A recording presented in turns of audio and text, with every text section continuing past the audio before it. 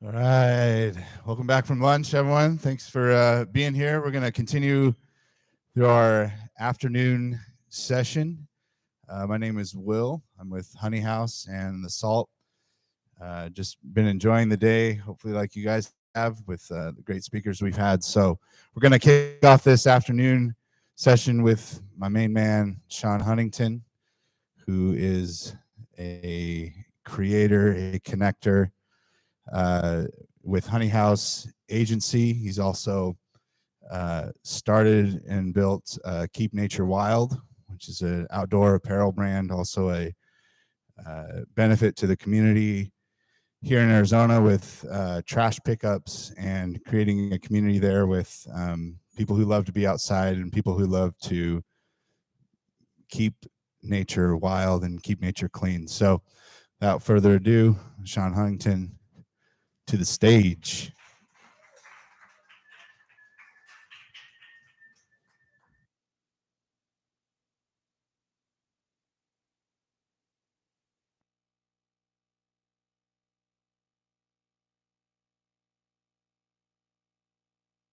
I think your mic, you get your mic on. Is the mic on? Here we go. Mic check. There you go. There we go.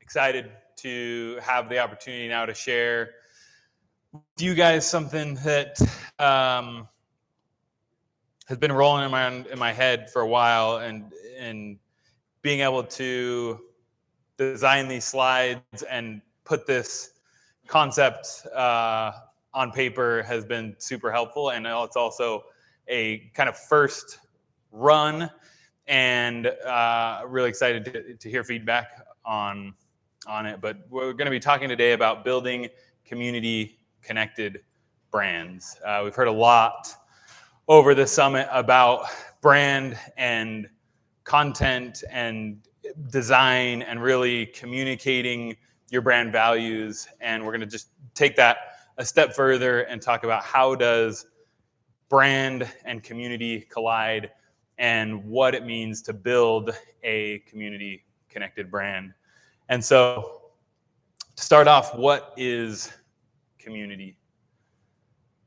Does anybody have a good definition out there? Group of people, share values, shared likes, connections, symbiosis. I love it.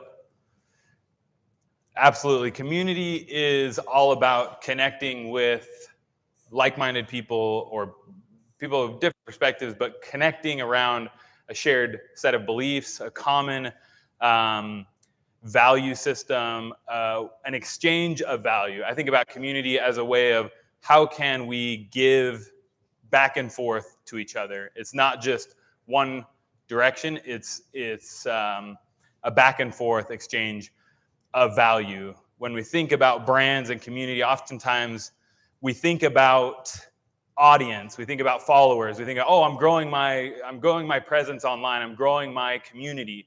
When in reality, a lot of what people talk about community is really audience. If you think about music is a really great example. You have musicians. We'll use Taylor Swift as a good example because Ward's here, and somehow we always end up talking about T Swift on the podcast. So Taylor Swift has built an insane audience through her music, through her concerts, through her live events. She's built this audience of diehards. They follow her everywhere. They listen to her music. They share her music.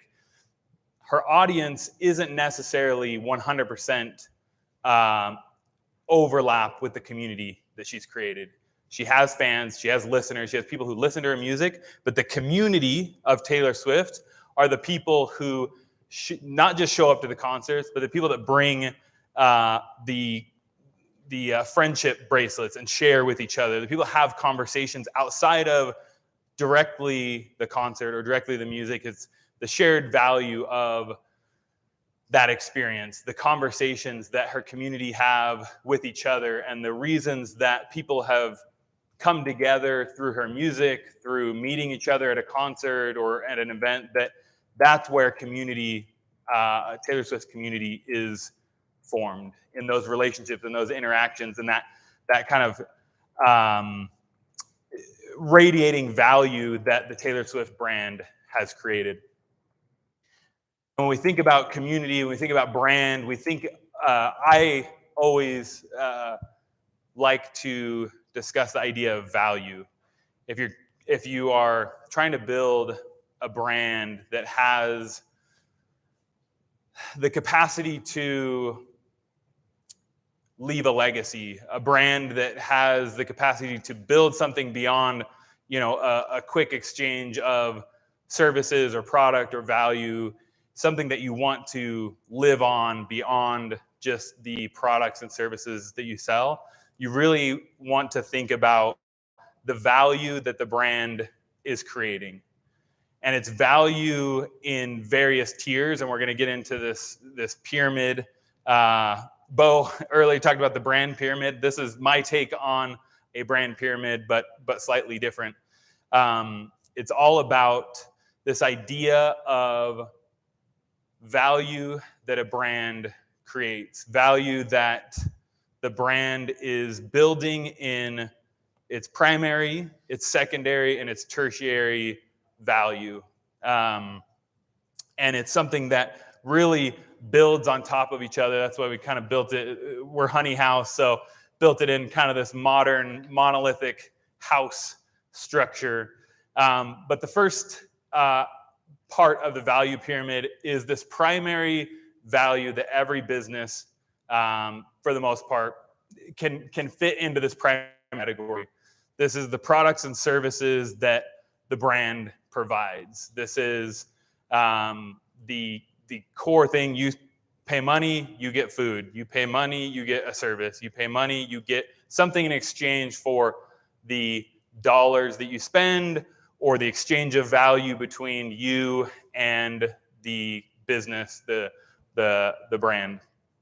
The secondary value is all about experience and knowledge. It's the part of the value pyramid that is attached to experiences, to events, to content that a brand is putting out on social, the things that are sharing that are outside of, a lot of brands have social media, have podcasts, have content. This is what I would categorize as secondary value that the brand is providing. Sometimes it's monetized and kind of blurs the line between primary and secondary, but really the secondary tier is where can your brand, where can the value that you're providing your customers, where can you start to create things outside of that core, when we can use and there's multiple examples after this, but going back to Taylor Swift, her core product and service is her music,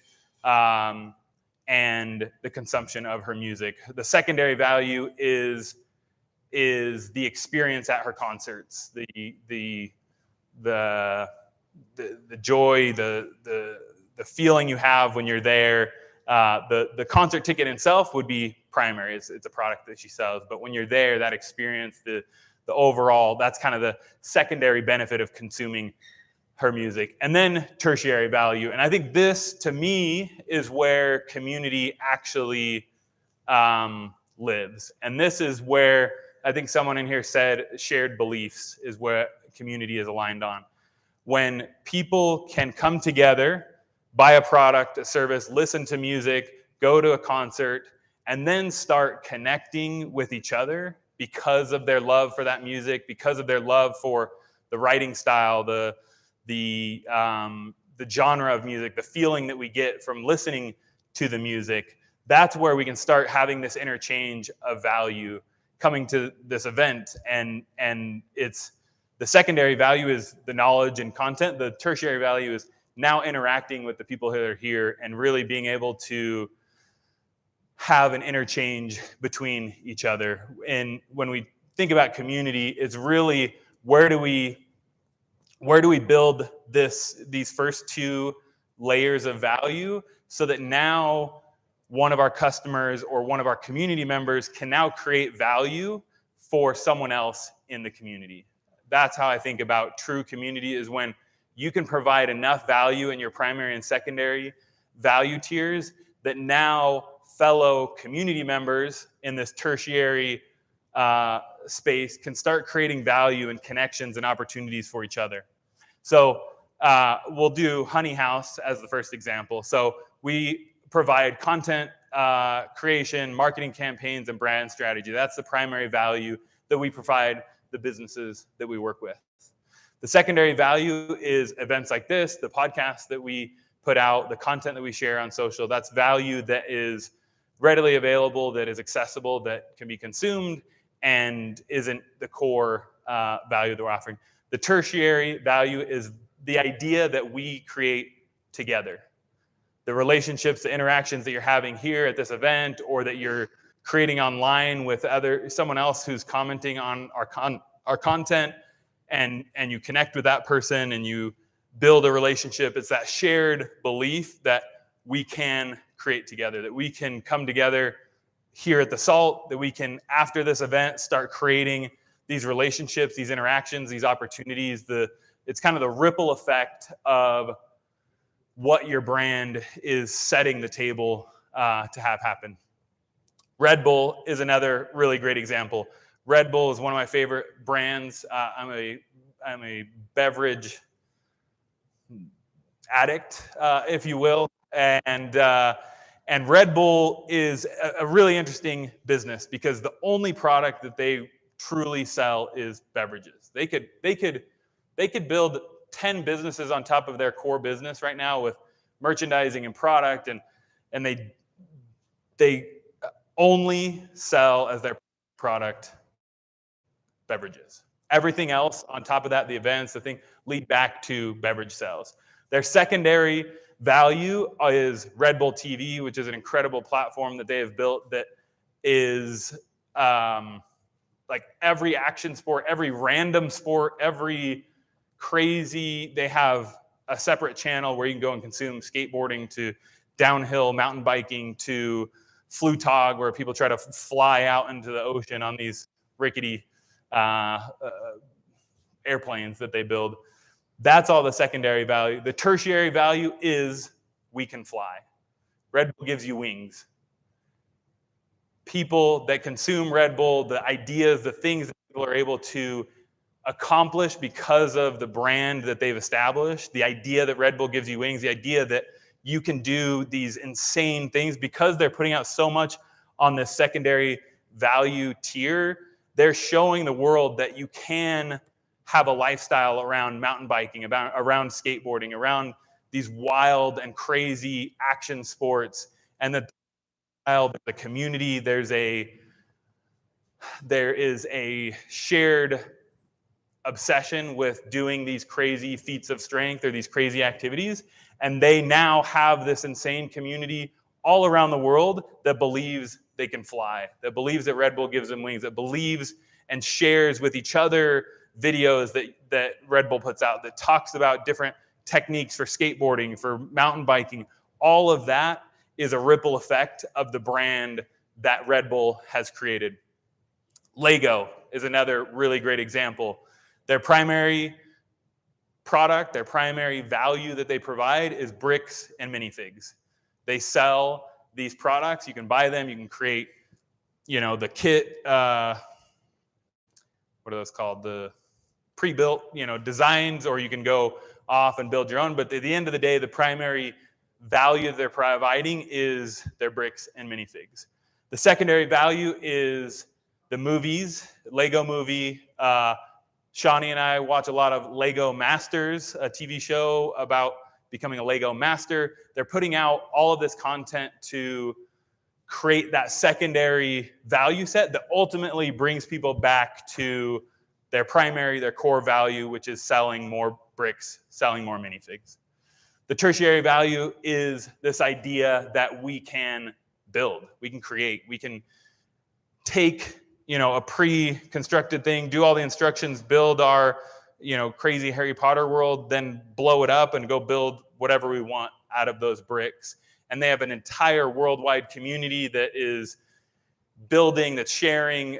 Will told me there's a Bricks and Minifigs store in Gilbert where you can go and like exchange your minifigs. They have these like classes and trainings and experiences you can have, and that's all because of this idea that they can create a community around their product and their service. Keep Nature Wild. We built a brand really almost on the inverse pyramid, on the idea that community can and should come first. That our product, in a lot of ways, was community, but our true product, we had to make money. Our primary value was we sold tees, stickers, hats, and other outdoor accessories. Everything that we did on top of that, our cleanups, the content that we created, the social media platform we built, we created a ambassador program called the Wild Keepers, who are individuals who go out on their local trails once a month, pick up trash in the name of Keep Nature Wild. There's, I think, now 5,000 or 6,000 people all over the world. Every state has been represented. I think there's 20 to 30 countries outside of the US where we've had these Wild Keepers because we created so much value on the primary. The product was great. People enjoyed being able to wear the product. Yesterday, when my dad and I were coming in here to set up at 6:30 or 7 in the morning, we pulled onto Brown. Literally, onto Brown, the first car we see has the Arizona Hiker's Guide decal on the back window. I snapped the photo of it. It was pretty crazy. Because we created so much value in the primary and secondary, the tertiary value was actually not picking up trash and the impact. That was definitely a part of it that created community. But the story that we heard over and over and over again was, I just moved here from Chicago, from wherever. I was looking for a community. I was looking for a place where I could make friends, where I could create relationships in the outdoors, people that believe what I believe about the outdoors, that want to make it accessible and easy for me to get out, but also to do something good. And the value, the community that we created was all centered around this idea of collectively we can make an impact, and the value of, what the community has been able to accomplish, from our Wild Keepers to the impact to the actual pounds picked up, has been an incredible ripple effect of our focus on building a lasting community and really embedding that into our core values and how we wanted to build this company and how we wanted to provide value. From the very beginning, we set out to always put our customer first, to always provide value first, and that selling was always secondary. And so in a way, we really tried to push down from this kind of tertiary value set as often as we could to move that into primary position and to really deliver on community first. And then that could have that ripple effect of selling more product, of building our brand even further and growing our impact worldwide. So what is the impact of community? I've described a little bit of it, and even more with Keep Nature Wild. So had the opportunity we sold Keep Nature Wild about 2 years ago, had the opportunity from January of this year to Earth Month to help the team build this campaign to Earth Day. In 2018, we set the goal that by 2023, we were going to hit 1 million pounds of trash picked up from the outdoors. We set that intention 5 years ago. We knew that if we continue to build community and continue to push that secondary and tertiary value, that we'd be able to accomplish it. But at the time, I think we'd maybe just passed 100,000 pounds. So we had a big mountain to climb. But we pushed that out, and we started building out this campaign in February of this year, and we were about 150,000 pounds away from this goal that we had set, that even by the end of 2023 we could accomplish. And we saw that there was an opportunity to hit it by Earth Day this year. And so we partnered with All Trails, a massive outdoor platform where you can find trails and hiking, biking trails all around the country. We organized 120 plus cleanups with our community members, all ran and hosted by members of the community. We picked up over 150,000 pounds of trash, and we smashed that 1 million pound goal, which was pretty incredible. Thank you. And really the most exciting thing is that we hit that goal, and that somehow we at the beginning of the month didn't even know how we were going to host all these cleanups, but because we had focused on delivering value in a way where our community could rally behind the brand, they could come together. We had hundreds of people sign up to host their own cleanups, to help organize in their local community these trash cleanups, and we were able to really leverage that community and provide value to them. We provided trash bags and stickers and a lot of fun things for these events to happen all throughout the country, and for us to reach that 1 million pound goal. So when we think about this value pyramid, and you think about your business, you think about your brand, you think about what you're trying to build, I invite you to really think about what value can you provide outside of your core. You have to have your primary business. You have to make money. You have to be able to generate revenue and grow. But start to think about, where can we create that secondary value? Where can we create these things outside of our core product that are really going to bring value to people? And then that can inspire this idea of shared belief. And I want to invite someone in the audience, if you have a business or a brand, we can quickly run through how you could create these values in your business. Does anyone want to? All right, let's do it. Let me grab you a mic. I love it. It's great. Okay. So tell us what your business is. Hi, everybody. My name is Cassiana, and we have a blind business. We do blinds. Okay. Like in homes and commercial? Everything. Got Yeah. it. Residential, commercial, inside, Cool. outside. Yeah. Awesome. It's a challenge for you, Sean? Not, Okay. Not even in the slightest. Okay. So the primary value that you provide is what? Blinds Blinds. and shade, right? Yes, uh-huh. You block out the sun. Yeah. So what's the secondary value? What experience, what knowledge, what are things that blinds do Energy for us? efficiency, rebates programs with the government, or I don't know what else. A good experience. Be Good happy at the experience? end. I know that I have 2 toddlers at home that, until we put in blackout curtains in their bedrooms, would not take naps in the middle of the day because it's so bright here. So when you think about secondary value, think about your primary. It's a blind on a window, it blocks out the sun, it gives privacy, all these things. When you think about the secondary value, that's where you can think about, what are the various experiences that people have? What are the reasons they have privacy, of energy efficiency, of being able to put your kids down for a nap? And a way that you can build on that value is sharing that through content. So creating content, sharing with people, not just, hey, here's a picture of what our blinds look like. The secondary value is, here's why you should have blinds in your kids' bedroom that offer blackout, capabilities. Now your kids can take longer naps. They can sleep in longer. They can, get the rest that we all need.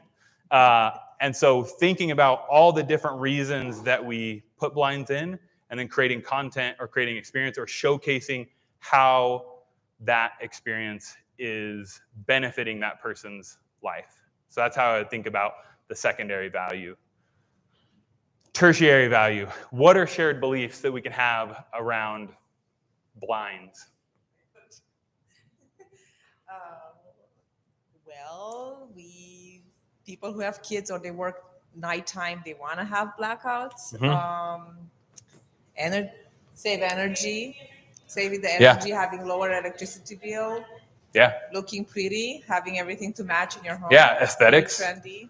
Yeah.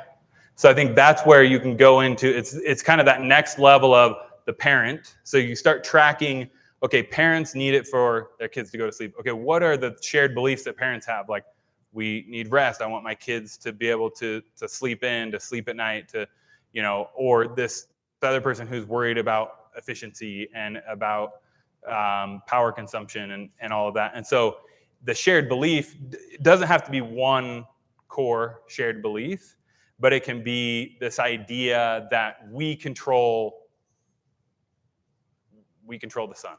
We control our environment. We control what we can control. We put blinds in so we can control the privacy that we have. We put blinds in so we can control the light that comes into our house, whether it's for energy efficiency or rest or whatever. And it's that idea that you can live in the desert and still have the control of like creating the atmosphere in your home that you want to create.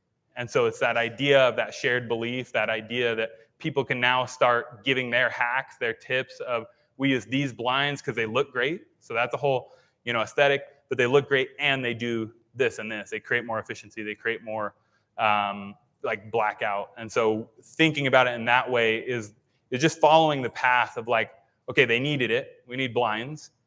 How can I create secondary value? Well, here's content we can share with you. Now, how do you enable people to actually connect with each other? That's where you can start seeding these ideas of value, of beliefs, of that control, the atmosphere in your home that you want, or in your business, or even here, there's shades, and then there's like semi blackout. Light filtering. And we chose to open up all of them to create an atmosphere in this space that will look good on cameras, first and foremost. We'll also set the stage for a great experience. And also, if we need to, if the sun's coming in or if it's getting hot, we can adjust. So that shared can be that you can now, with a good product, with a good service, you can now control the environment of your home, the environment of your business in a way that is impactful and meaningful to you. Thank you. There you go. Yeah. All right. Any questions?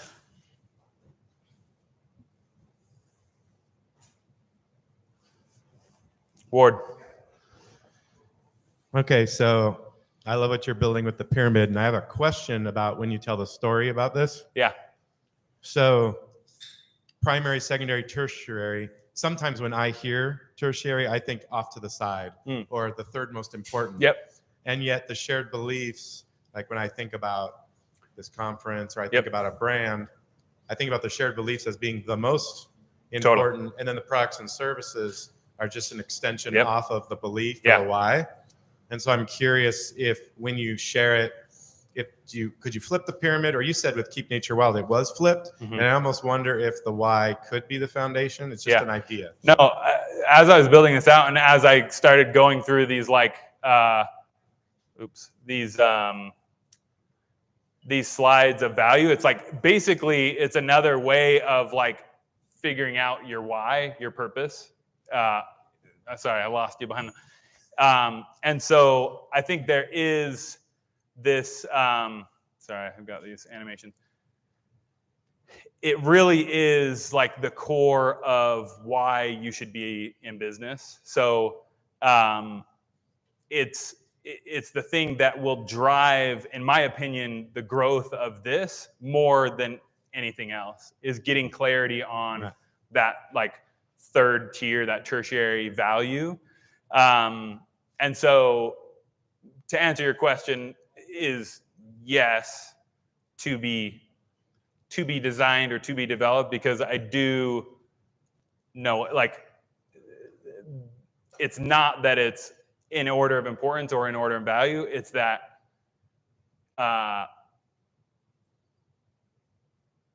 it's kind of the layering of where you can create that value and how you can create it. And I love how you did it with Keep Nature Wild. It makes so much sense. Like, why would I want to be involved in that? Well, because I'm involved. I like the greater good, and this is a brand that represents that. I like what Bo was doing as well, where he was basically picking, and they're at the point where they can do that. Pick the projects and products they want to work on based on that value, or based on what the big idea or the why was. Thought it was good. And anyway, I love the work you're doing. Thank you. Sorry, now I got to click back through. Yeah, I think the big thing is to really ask yourself where you can create that value. Yeah.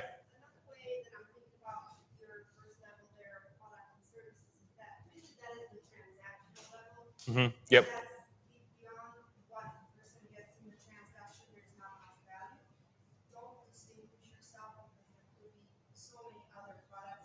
Yeah. Totally.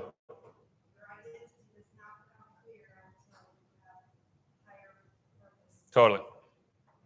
Yeah. So it's kind of that like leveling up the value you're providing. Just thinking about like, yes, you have a core product or service, but how can you make that even more significant or even more valuable than just here's some blinds or here's a service. It's how can you really layer that on. Sean, you've started multiple businesses. So businesses that you've kind of started on the products and service first versus like Keep Nature Wild, where you kind of start on the community first. Mm-hmm. Like what has been that experience like? I would guess that it's easier when you start with the community first, or am I wrong? Love your feedback. Yeah. I mean, Honey House is a good example. I think it's taken me 2 years to realize that at the core, the way that I enjoy doing business, I had a startup a number of years ago, and that's where I really unlocked this idea that at our core, everyone wants experiences and they want to belong. And that's what makes up a great community. And I feel like in everything that I've done, that has driven the way that I've done business or made decisions or started or tried to grow the business is like, how can we create a better experience and how can we make more people feel like they belong? And so I don't know that other than starting an agency and thinking that everything that I'd done up to this point was enough to carry me through getting business and growing business. Took me 2 years of really understanding that to build the way that I know how to build, I need to not only build community, but participate in community. And as I've started to go more events, putting on this event, connecting with businesses in a different way has really been an unlock for actually focusing on this tertiary. We've been doing content, we've been building, but really has been an unlock for kind of this next chapter in the business, for cool. Sure. Thanks. Would you follow this same outline for a company that wants to rebrand their products and services? Or better question is maybe where would you start with a rebrand rather than starting from scratch, building off of something you already have, but pivoting your products and services? I mean, I think it starts and ends with value. I think when a rebrand is basically an evolution. I think every brand is constantly evolving, no matter if you're actually going through a design process and like a strategic process of like rebrand, you are always evolving as a business, as a brand. You're finding new ways to attract clients. So when you're doing it in more of a strategic way, I think it's really, and I think what Ward was getting at is starting with what is going to be that tertiary value. Like what is that thing that you are trying to actually create in a way that makes people want to connect with other people who buy your product or service? Because that's where scale happens. That's where growth happens. You look at the best artists, the best brands, the best creators, is like they've figured out this value pyramid in a way where now it almost like over time it flips. It's like when you can really then get to a point where everything you're doing is in the like tertiary area, and then everything just kind of compounds through secondary and primary, selling the product. So in a rebrand, I would think about first and foremost, I think it's a mix of what value do you want to create, but also what value are your ideal customers actually looking for in this like shared belief category, and then working backwards from there. Thank Yeah. you very much. Ernest. So yeah, this one. I don't have a question. I just wanted to call out that when she said blinds, I was stressing for you, and I was really impressed with how you navigated through that. Like you created community out of blinds, which is really impressive. That's all. Thank you. That's right. So with regards to community, this event, Yeah. the SALT community, the speakers that you've had speak, Mhm. what percentage of these people did you not know 30 days ago?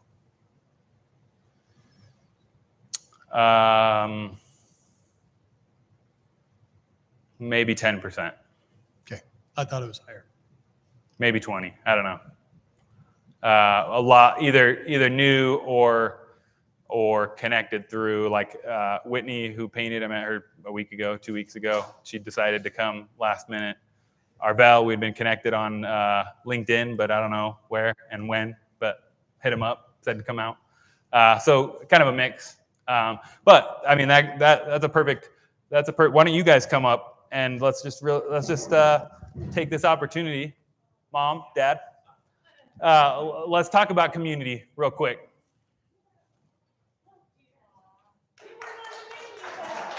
Right, this is a surprise guest appearance. So, we're talking about community. I think the ultimate community starts in the home.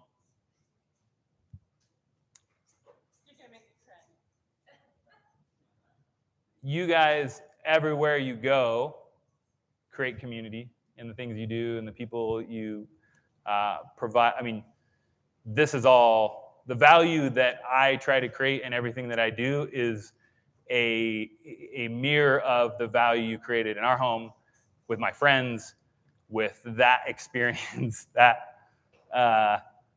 value. So I want to ask you a couple questions. Why do you guys think that you have embedded community so at the core of how you've built your lives?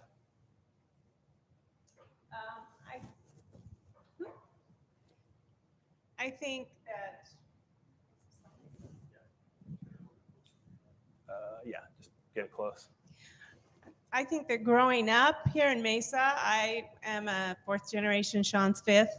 So community was everything back in the day. Mesa was tiny. We knew everyone. I went to school with Michelle, Shami's, Sean's mother-in-law. And so community was everything. And so when and my mother was the best at it. My mother was a consummate entertainer. She always loved having people in our home and cooking. Our house evolved around food, and food brings community. And so when you kids were growing up, it's like the ball field. If you build it, they'll come. So if I cooked it, they would show up. Ernest was at our house all the time.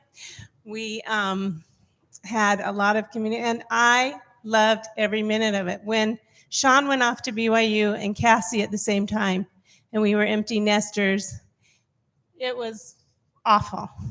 It's like, I can't cook for 2 people. I have to cook for 50. She still I can't can't do cook for this. 2 I still people. can't.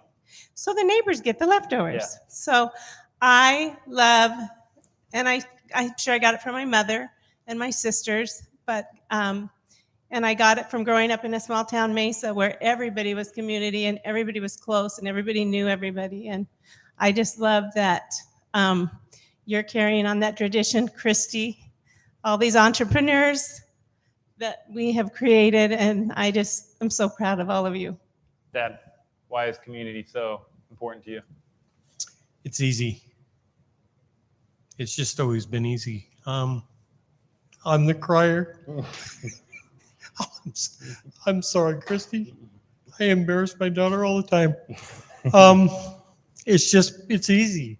When we owned Sweet Cakes here on Main Street, for over 10 years, we fed the Child Crisis Center. and the community that we built around that. Every year,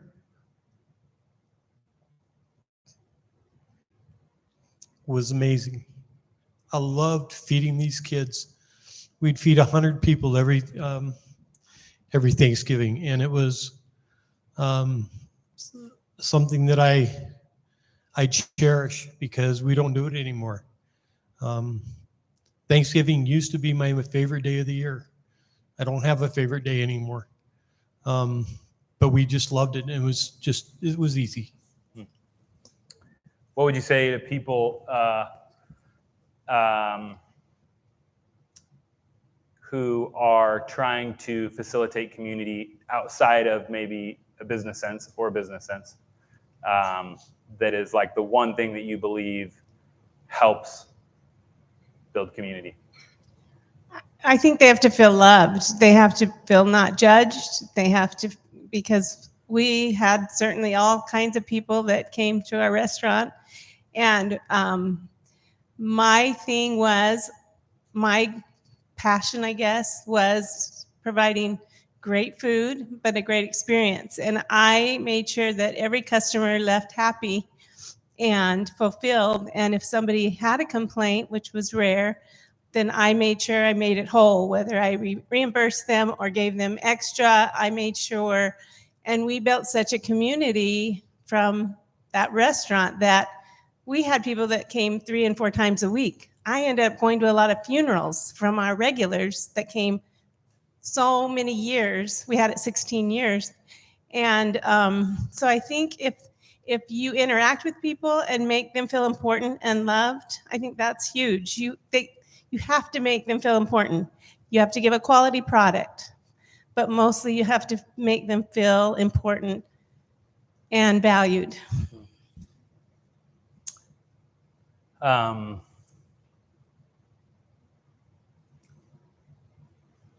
Where do you think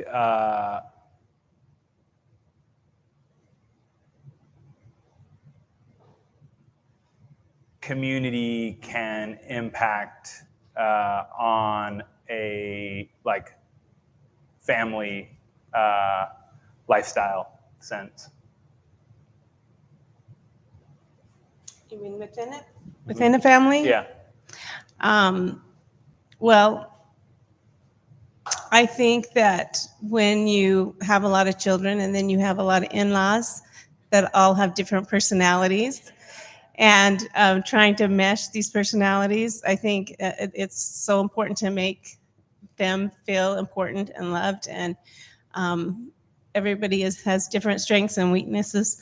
Certainly, I have a lot of weaknesses. And so I think that in a family unit that it's so important to try to not judge, to love, and to be accepting, and to listen to ideas. Mm-hmm. And yeah, what's your last one takeaway around value and building community?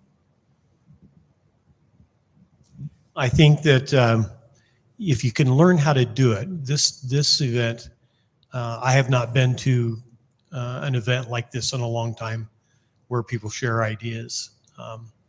And so as I've watched each of you interact with one another, the immediate relationships that you guys are doing, the meetings that you've already planned, the appointments that you've set with one another.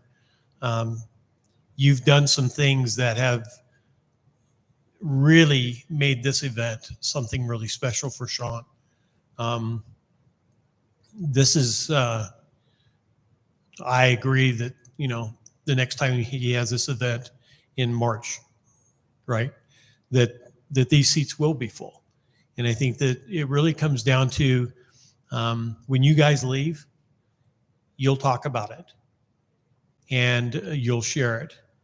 And then if Sean ever gets the videos put together, you can share those. That's why I got an A+ team. That's right. It'll get done. So it'll get done.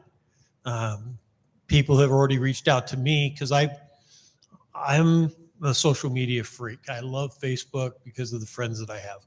So I've posted things. Our nephew wants to buy a Zenny home already. That's from this morning.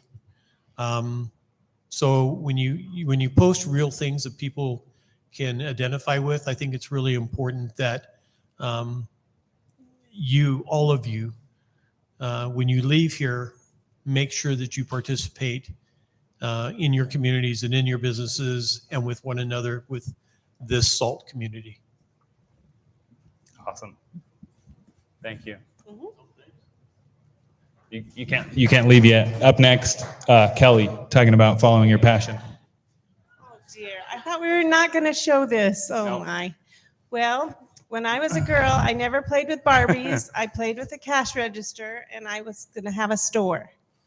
And I was passionate about food and about baking. And I just knew someday I was going to have a store. And my dad retired in the building right behind us. My first job was in the building right over here at a law firm. So I love downtown Mesa. Well, I happened to walk into a cafe, which is what I always wanted, in 2004.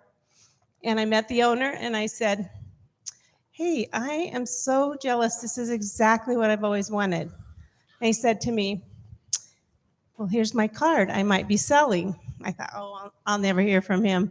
Well, a week later, I was at a resort doing a staycation. I get this phone call. It's him. He says, "Hey, let's meet up." So we met at Denny's right down here on Main Street.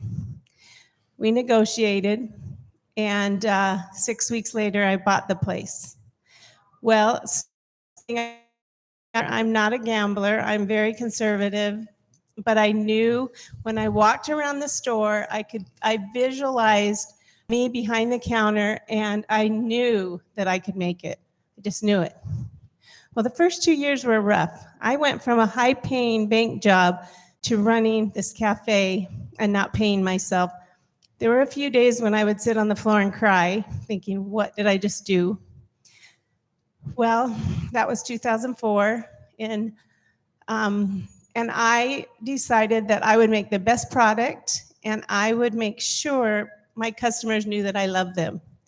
And I would go out and mingle, and I ate lunch I didn't even need a shrink because I had this lady that came every day, and I would just tell her my problems, and she became my best friend. I went to her funeral too. And so I built this community of people that I absolutely loved. That's what I miss most about selling. It was like having 100 friends for lunch every day. Well, in 2009, we get a phone call, and I thought it was a salesman. I wasn't going to take the call, and Nick says, "You better take this call. It's TLC." And I said, "Who the hell is TLC?" And he says, "The Discovery Channel." Okay, so I get on the phone. They said, "You've been selected to be in our top 10 bakery episode. We'd like to come film in November." And I said, okay. So they showed up. They filmed from 7 in the morning till 5 at night. And then it was for like a 4-minute clip, which Sean looks about 12 in it. You'll see him with braces. I think Sean got a lot of community from working for me. Christy worked for me, did my books. Rissa, who was in the summit yesterday, worked for me. So all of the friends of Sean's community worked for me, some better than others. So anyway, we were on this show, and we went from doing, I think when I bought the place, it was making about $100,000 a year. I was up to about $300,000 a year. When this aired, we did $150,000 more that year. In fact, the next day, I wasn't here when it aired. Nick got all these emails for the Better Than Sex Brownie that I might have said on national TV. So anyway, so that happened in 2010, and also 2010, I did a photo shoot which is pretty embarrassing, in Phoenix Magazine, and somebody found it in Costco and bought me about 10 of them. And I had to wear my cookies. So my best friend made me a squash blossom with cookies and brownies. So I wore this, and it was in Phoenix Magazine. So that all happened in 2010. And also Jan Diotri, you probably don't know her, you guys are too young, but she did a radio show and had me on her radio show. So if you have a dream and you visualize it and you know and you're passionate, which I was, about my products and my customers, you can make anything happen. Because really, I am not an entrepreneur, but I guess I was. Thank you.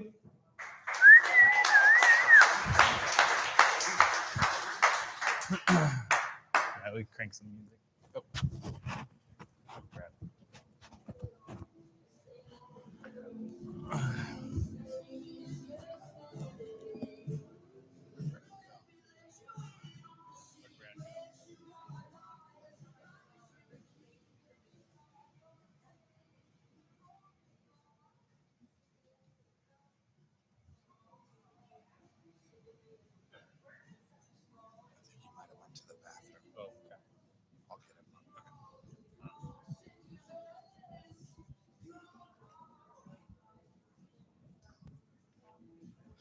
All right. Up next, we're going to have Brad Davis, the founder of Shop Arizona, and head of partnerships at Quartile. We're tracking him down. Might have lost him. But let's maybe take another 3-minute session and stand up, kind of shake it out, introduce yourself, tell someone in the room what you are building, what kind of community, what kind of value you want to create. And we'll take like 3 minutes and then get things rolling again here very shortly.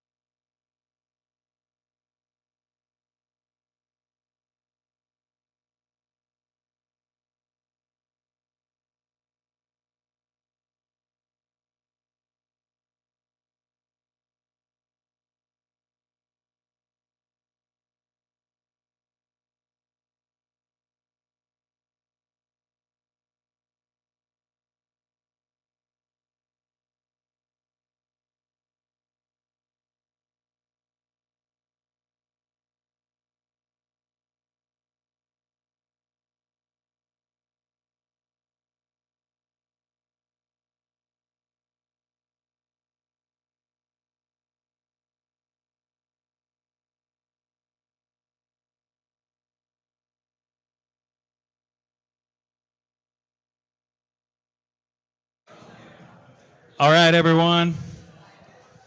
Let's gather back up. We have the opportunity to hear from Brad Davis, a homie that I connected with a few years back on a shared mutual friendships from the Utah startup community. And Brad now lives here and is building a really incredible platform for e-commerce businesses, for small businesses, for startups to really connect. And Brad really understands this idea of community and building and scaling communities. He heads up partnerships at Quartile, a local Amazon partner, and really excited for what he has to share today and what he is building with the Shop Arizona. So Brad, let's get it, bro. Thank you. Thanks, man. Oh, I got this. I'm connected already. Hi, everyone. Do I need a clicker?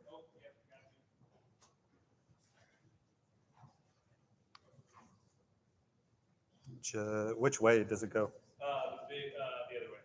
Yeah. Okay, perfect. Sean and I didn't talk about our presentations, but I feel like they're like, yeah, sister wives or something like that, right? So I'm passionate about community building. I think every great opportunity in my life has come from being a part of something like this or some kind of startup community, business community. So super excited for what Will and Sean are doing.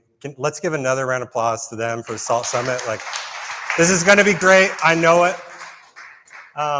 Yeah, but community building is a passion of mine. I think it's because I like having friends around me all the time. Let's be friends is a motto. So I kind of build communities where I go to increase my friend group. A little bit more about me. So I head up partnerships at Quartile. We're a global e-commerce advertising platform. We help e-commerce brands advertise on Amazon, Walmart, Instacart. We have about 6,000 brands on the platform. I work here remotely, but the company's based in New York. And then, like Sean said, I just started the Shop, which is a local Arizona community for e-commerce brands to come together and to really help each other network. I wasn't planning on talking about this, but my wife started a business in downtown Mesa called New Bride. She sold elopement wedding dresses.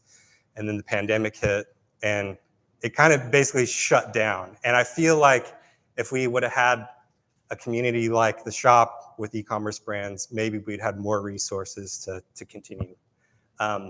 Aside from kind of what I'm working on now, in a past life, I am also a lifestyle photographer. I remodeled a short school bus, and I traveled around national parks, taking photos for brands like Tevas, Neff, Tuft & Needle out of here. So that kind of really got me into this e-commerce space and then just community building in general. This is going to be an interactive kind of presentation, so get ready to start talking. But why are communities important? I think Sean spelled out a lot of great ways to kind of structure and why to build a community. But from a practical business perspective, these are some of the reasons I've found that are really important to have a community. So testing new products, launching minimal viable products, MVPs. It's great to have a community to really field feedback, have built-in focus groups. It's really a user base that's ready for you to kind of interact with. It's great for creating user-generated content, so sourcing content. Also sales, everyone wants more sales, right? So that's a great reason for building a community. And then this last part is my favorite, which is humanization. I think a lot of people as consumers, we want to feel a part of kind of a brand experience. I think brands that do that really well, Nike, I think Cotopaxi is one that did it really well in the past. Anytime a brand can humanize itself, I think we as consumers really respond to that. And another thing that, as I was preparing this presentation, I thought of this. Has anyone been to a concert recently? Their favorite band? Okay. Their favorite band. Will, what was the band? It's one of my favorites. We went and saw the Killers in LA. Okay. And what was it like? Describe to me what that was like. We splurged. It was my wife's birthday, and we got pit seats, Okay. floor seats. And I'm 38 years old, and I don't usually jump up and down at concerts anymore. I used to be all about the pit and crowd surfing. I don't do that. I could not help myself from doing that. They created such energy and a vibe that was like, why am I jumping up and down right now? I couldn't help it. And so we came away from that concert, and it was like, when can we see the Killers again? Right. When can I take my kids to see the Killers? What can I know more about this band? How can I love them even more? Because they just drew us in such a way that triggered all of that for us. Yeah. And how did you feel about like the people that were jumping around next to you? Oh, they were like my brothers and sisters, right. Man. We were all having a big family party there. Yes, that's right. So I saw, one of my favorite bands is Bon Iver, and I saw them in Coachella a few years ago when they headlined, and it was the most unreal experience, like almost to like a spiritual level. Like I've never felt like more connected to random strangers like on LSD in my entire life. Just like the bond was just so strong, right? And there's a music theory from this guy out of Columbia University that talks about how when you're in a group of people, especially around music, there's like a mutual tuning in that you get, and it like promotes happiness, and there's like a mutual like belonging that happens when you're together. So that's like, I think, one of the really impactful things with like building communities. And I think you can do it without music, and it doesn't have to be at a band, but there's elements that I felt like that today, right? So that's one of the big important things that I like about community building. So I'm gonna outline the building blocks that I kind of use when I build communities. And then we're gonna get into 3 different case studies. And so we're gonna talk about this. And in these 3 different case studies, I'm gonna outline the problem and the buyer personas, and then I'm gonna get your guys' take on what you would do to try to build a community around that. And then we can talk about what I did. Because I don't feel like I did anything that was brain surgery or anything like that. Like I want you guys to come away from this feeling empowered that like you could go out tomorrow and build a community if you wanted. So what I found, like the best communities are ones that are focused on a problem. So a business that has a problem that they're trying to solve, whether that's they need to increase users, they need to increase sales, they need content, they need feedback. Like having a problem driving the community like really helps you stay engaged with the community. And as a business, that's really important because community building is a long-term investment. And so you have to keep reminding yourself that, hey, I'm doing this for this reason. The second thing is you really need to understand the buyer personas of your customers and who you want to be a part of this community. Generally, it looks like a huge big spreadsheet where you personify 3 different types of your customers, and you're outlining who they are. Like you give them a fake name, gender, what's their job, how much do they make in their job, who do they follow on Instagram. Like you should get really in depth with that because that helps you drive on who you're bringing into your community and who you want to build your user base. The third thing is I feel like events go hand in hand with community. Being a part, I don't know if anyone's part of an online community, but in-person communities are way better, I feel like. Having this face-to-face is a game changer. And also there's this element of like FOMO, right? Everyone after this event is gonna see photos of you all here, and people are gonna be like, oh, I should have been there. So it fuels the next events, drives the community. The next one is influencers. So for example, I don't know how Sean intended this, but there's a lot of influencers that came to speak at this event. They were sharing with their communities to come. So leveraging influencers is a great way. It's kind of like a hack to building a community. It's like the fastest way to build your community. Number 5 kind of goes back to number 1, but is having value and providing value. That's going to keep people engaged with your community, keep them coming back for more. And then the second one is consistency.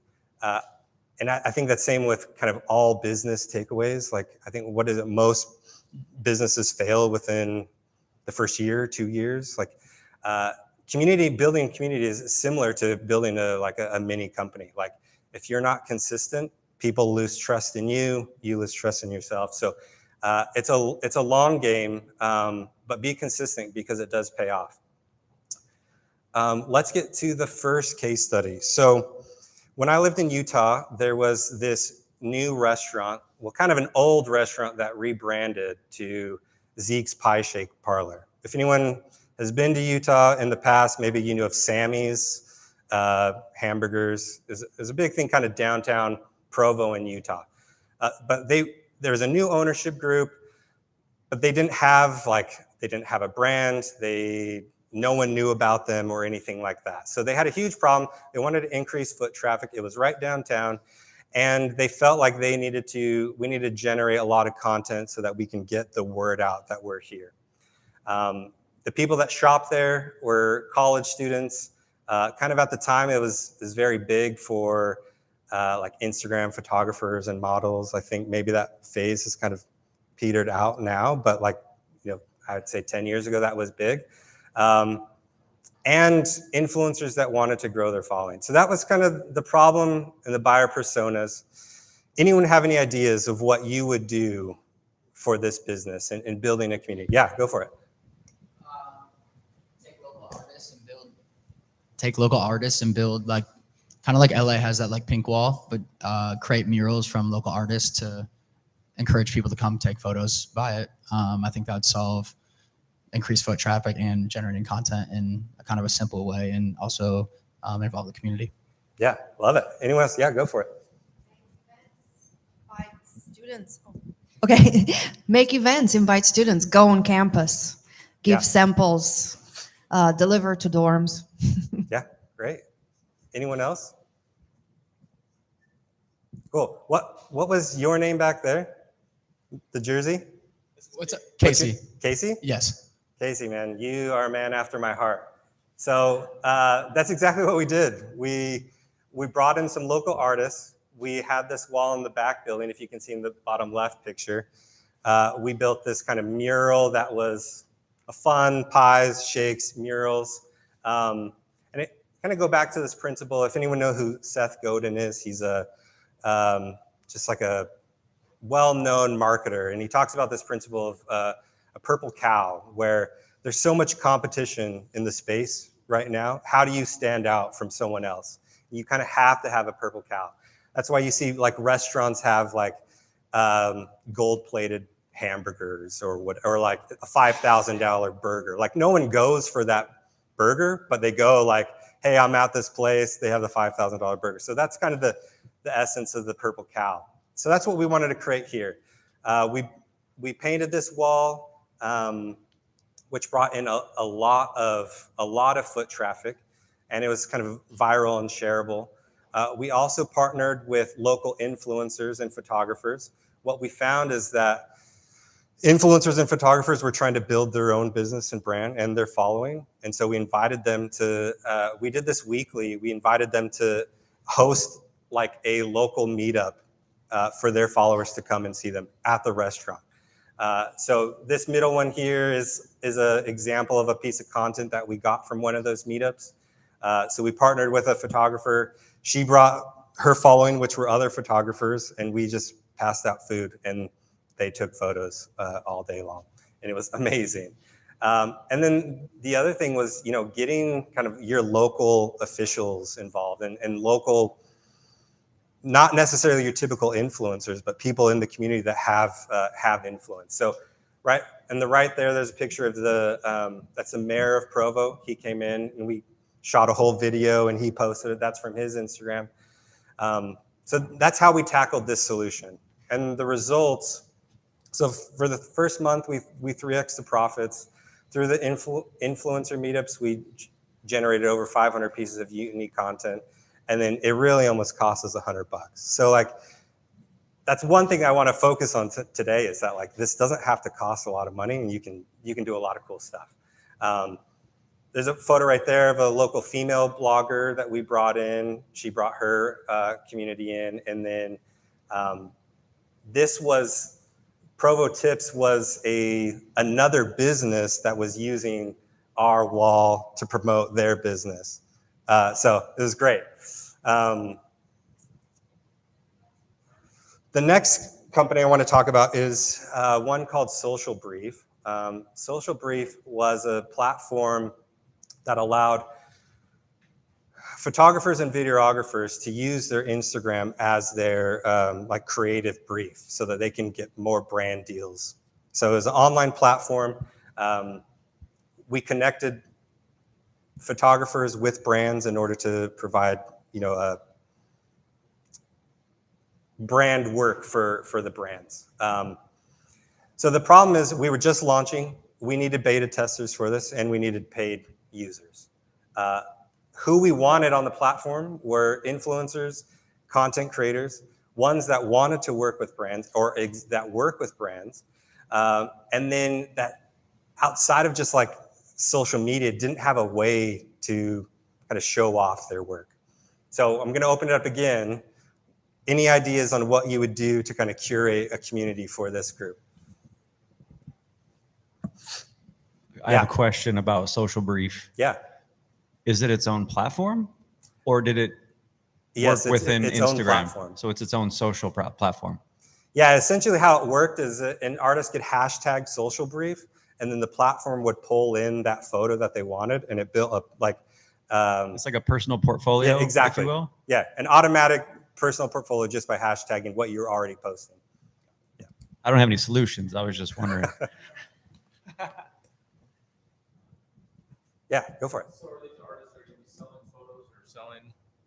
These are artists that want to work with brands to do paid brand work, whether lifestyle photography, new campaigns for product launches, things like that. Go to the brands that you would want and say, hey, I have this really cool platform and I'm going to throw artists your way.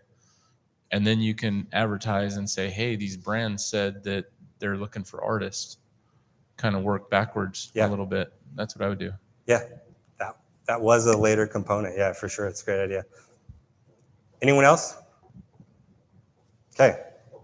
So what we decided to do was we created a gallery night for Instagram photographers. Most people that like show their work in galleries are like very high-end photographers or painters or things like that. There was no one really serving kind of these Instagram photographers that were producing great content, but they were just posting on Instagram. And we all know once you swipe, you never see it again, right? So, so we created the gallery night because these people are who we wanted to be our users. We wanted to get them in using the platform. So year one, we launched the gallery night. We invited, I think it was 15 to 20 photographers. They came and they displayed their work. Through the night, we were doing giveaways. We had brands that had given us product to give away. And then we did some cool gamification with signups that we'll talk about later in a tool section. And then year 2 and 3, we got local businesses involved. So we had food trucks from around the company or from around the area came. And then we opened it up to more influencers and photographers. So that's how we decided to build the community around Social Brief. So this was the 3rd year that we did it. I think we had 50 photographers and we had over 5,000 people come to our gallery night the night that we did it. So this is kind of the results that happened. So the first year, just from that immediate event that we had 200 photographers sign up for the platform. We ran the gallery night for 3 years, and then I moved to Arizona. 50 plus photographers, yeah, 3,000 plus guests, and then 1,000 plus posts from photographers talking about the platform because they were hashtagging Social Brief and the gallery night. And then the cost breakdown. So the first year, I think it cost us $200. And then the second and third, we had local businesses that all chipped in, and it didn't cost us anything to throw these events on anyway. Okay, the third one is completely different. It's called Gold Point Systems. I did marketing for Gold Point Systems. It's a financial services company for consumer lenders. Not very sexy or exciting at all. Like, how do you build community around something like this? One of the specific problems that we had was Gold Point Systems was a private company. It had not taken on any outside funding, and I think the nature of kind of building a business today is you go and get, Series A from a large venture capitalist, and there's a huge buzz around it. Like, everyone wants to work for you, right? That's kind of the mode of things that happen today. But that was not how Gold Point Systems was. So no one knew about it. Prospective employees didn't want to work for us. They'd never heard of us before. So that was a huge problem for us. No brand reputation. We couldn't get quality candidates. So myself, as marketing for Gold Point Systems, we decided that we were going to. Well, I'm not going to get there yet because I want to hear your ideas. But we wanted to make a big splash in kind of the Utah tech scene. We wanted to attract marketers, developers, investors in Utah, and ones that were, kind of hungry and, had kind of the startup mindset, wanted to scale and how to scale business. So that was the problem and the buyer personas that we were going after. Any ideas on what you would do? Yeah. Yeah, so Gold Point Systems is a consumer financial lending platform. So if you need to buy a car and you can't access funds through a traditional bank, you would go through, not necessarily payday loans, but like somewhere in the between. This is a software that run that. What's that? I'm not sure what that is. Any ideas? Yeah. So would these entrepreneurs, marketers, developer, would they be interested to be featured and promoted so that community know what they're doing? And I mean, right? They're emerging their businesses, right? So they probably like to have some awareness of what they're doing. So I would just promote them somehow, right? Yeah, perfect. Yeah. Anyone else have any ideas? Okay, what we decided to do, we threw Utah's first kind of demand gen conference as a marketing conference. The SALT Summit, really. But to make a splash in the scene of who Gold Point Systems was. And we focused on kind of actionable workshops. I think a lot of conferences kind of are like high-end fluff. They talk about like theoretical things. So we wanted this to be like how to scale in 1 year, how to scale to $1 million in 2 years. So, and then we also kind of launched a Facebook group and a LinkedIn group to really foster the kind of Utah marketing and tech scene. So this is some of the speakers that we had. I don't know if you've recognized any of these people. So Sean Duras was a big influencer. He also runs like a media company in Utah now. He has a YouTube channel with his daughter, and they do insane amount of money through products and videos that they do through YouTube and Amazon. Freshly Picked, if anyone has heard of that brand, baby moccasins, baby products. We had that founder come out and speak. The founder of Silicon Slopes came out and speak, and then Taft, which is a high-end like boot brand, Corey came out and speak. So this is about 4 of the speakers that came. In total, we had about 30 speakers, over 500 attendees. really kind of the main results out of this, it kind of put Gold Point Systems on the map. We generated over 50 plus articles within kind of the Utah tech scene, talking about Gold Point Systems, talking about this event. It cost us about $3,000 to put on, and we sold tickets for it. So in the end, the revenue was about 10 grand. So profit about 7 grand. So it's interesting that some of these communities can actually become like businesses on their own. But the interesting thing was that, like, to your point, can I go back? Oh, there we go. Sorry, what was your name? Gabriella. So everyone that we had speak came and did it for free. I think most of us speaking at the Salt Summit are doing this for free because we're extracting value out of it as much as you guys are as well. So everyone did this for free, and everyone wants to be kind of a part of this new emerging community. And I think that's what's exciting. What Sean's doing here is just getting all these local communities together. I think I have a video. This is a kind of recap video of the event. Oh, it's just like nothing.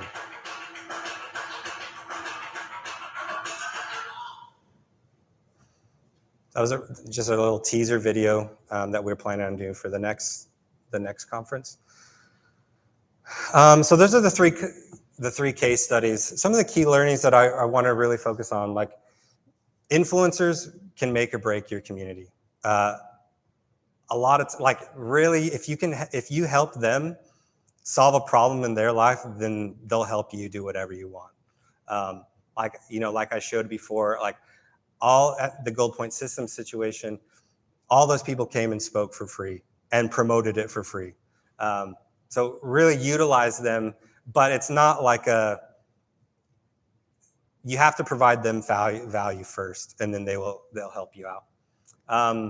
Community, leverage existing communities. So you have communities in Facebook, Eventbrite, LinkedIn. There's already existing communities that you can go be a part of. You can see what problems they're having. You can post about what you're trying to do. It's a great way to start building your community. Some tools that I think are really key.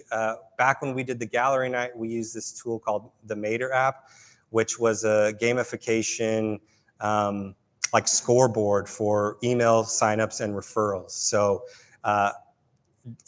for example, if you referred 5 people, then it unlocked certain rewards. And it was just this whole gamification process.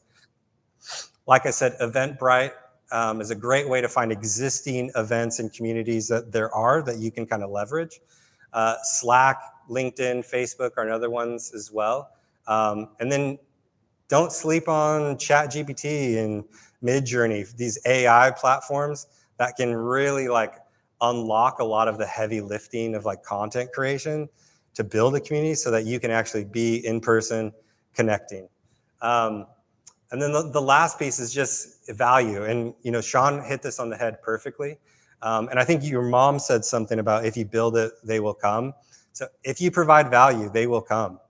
Hands down, you keep providing value, people will come. So that's the big takeaway. I'm glad you focused so much on that because it's huge. Any questions?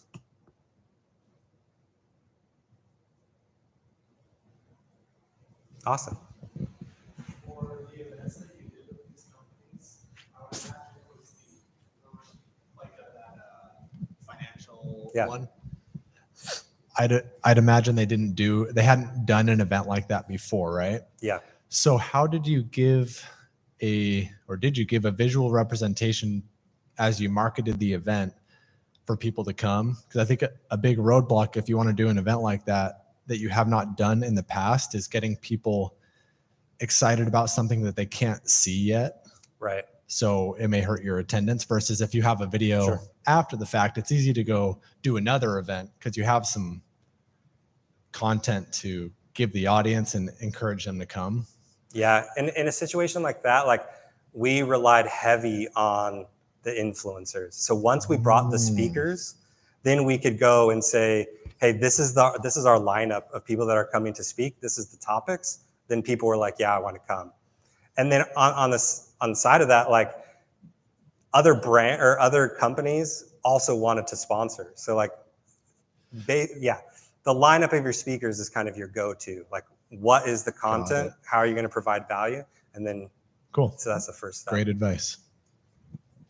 Awesome. This is my contact. If anyone wants to reach out, happy to chat. And then again, make sure to go to theshoparizona.com, sign up to be connected. We're going to be holding local happy hours and events for e-commerce brands around to really, pull all of our resources together and help us scale Arizona. Thank you. Thanks, dude. Awesome. Thanks so much, dude. Really, really valuable stuff. Keep rolling. We're running out of time here, but excited for our next presenters. Dustin, my brother-in-law, and Christy, my sister, will be talking about the power of networking. Dustin and Christy are, I feel like every month they have a new story about someone they met at some restaurant or a side event from the actual event. They're constantly talking with people, engaging with people, and really excited for them to share the ways that they approach networking and connecting with people. So Dustin, Christy, get you guys on up.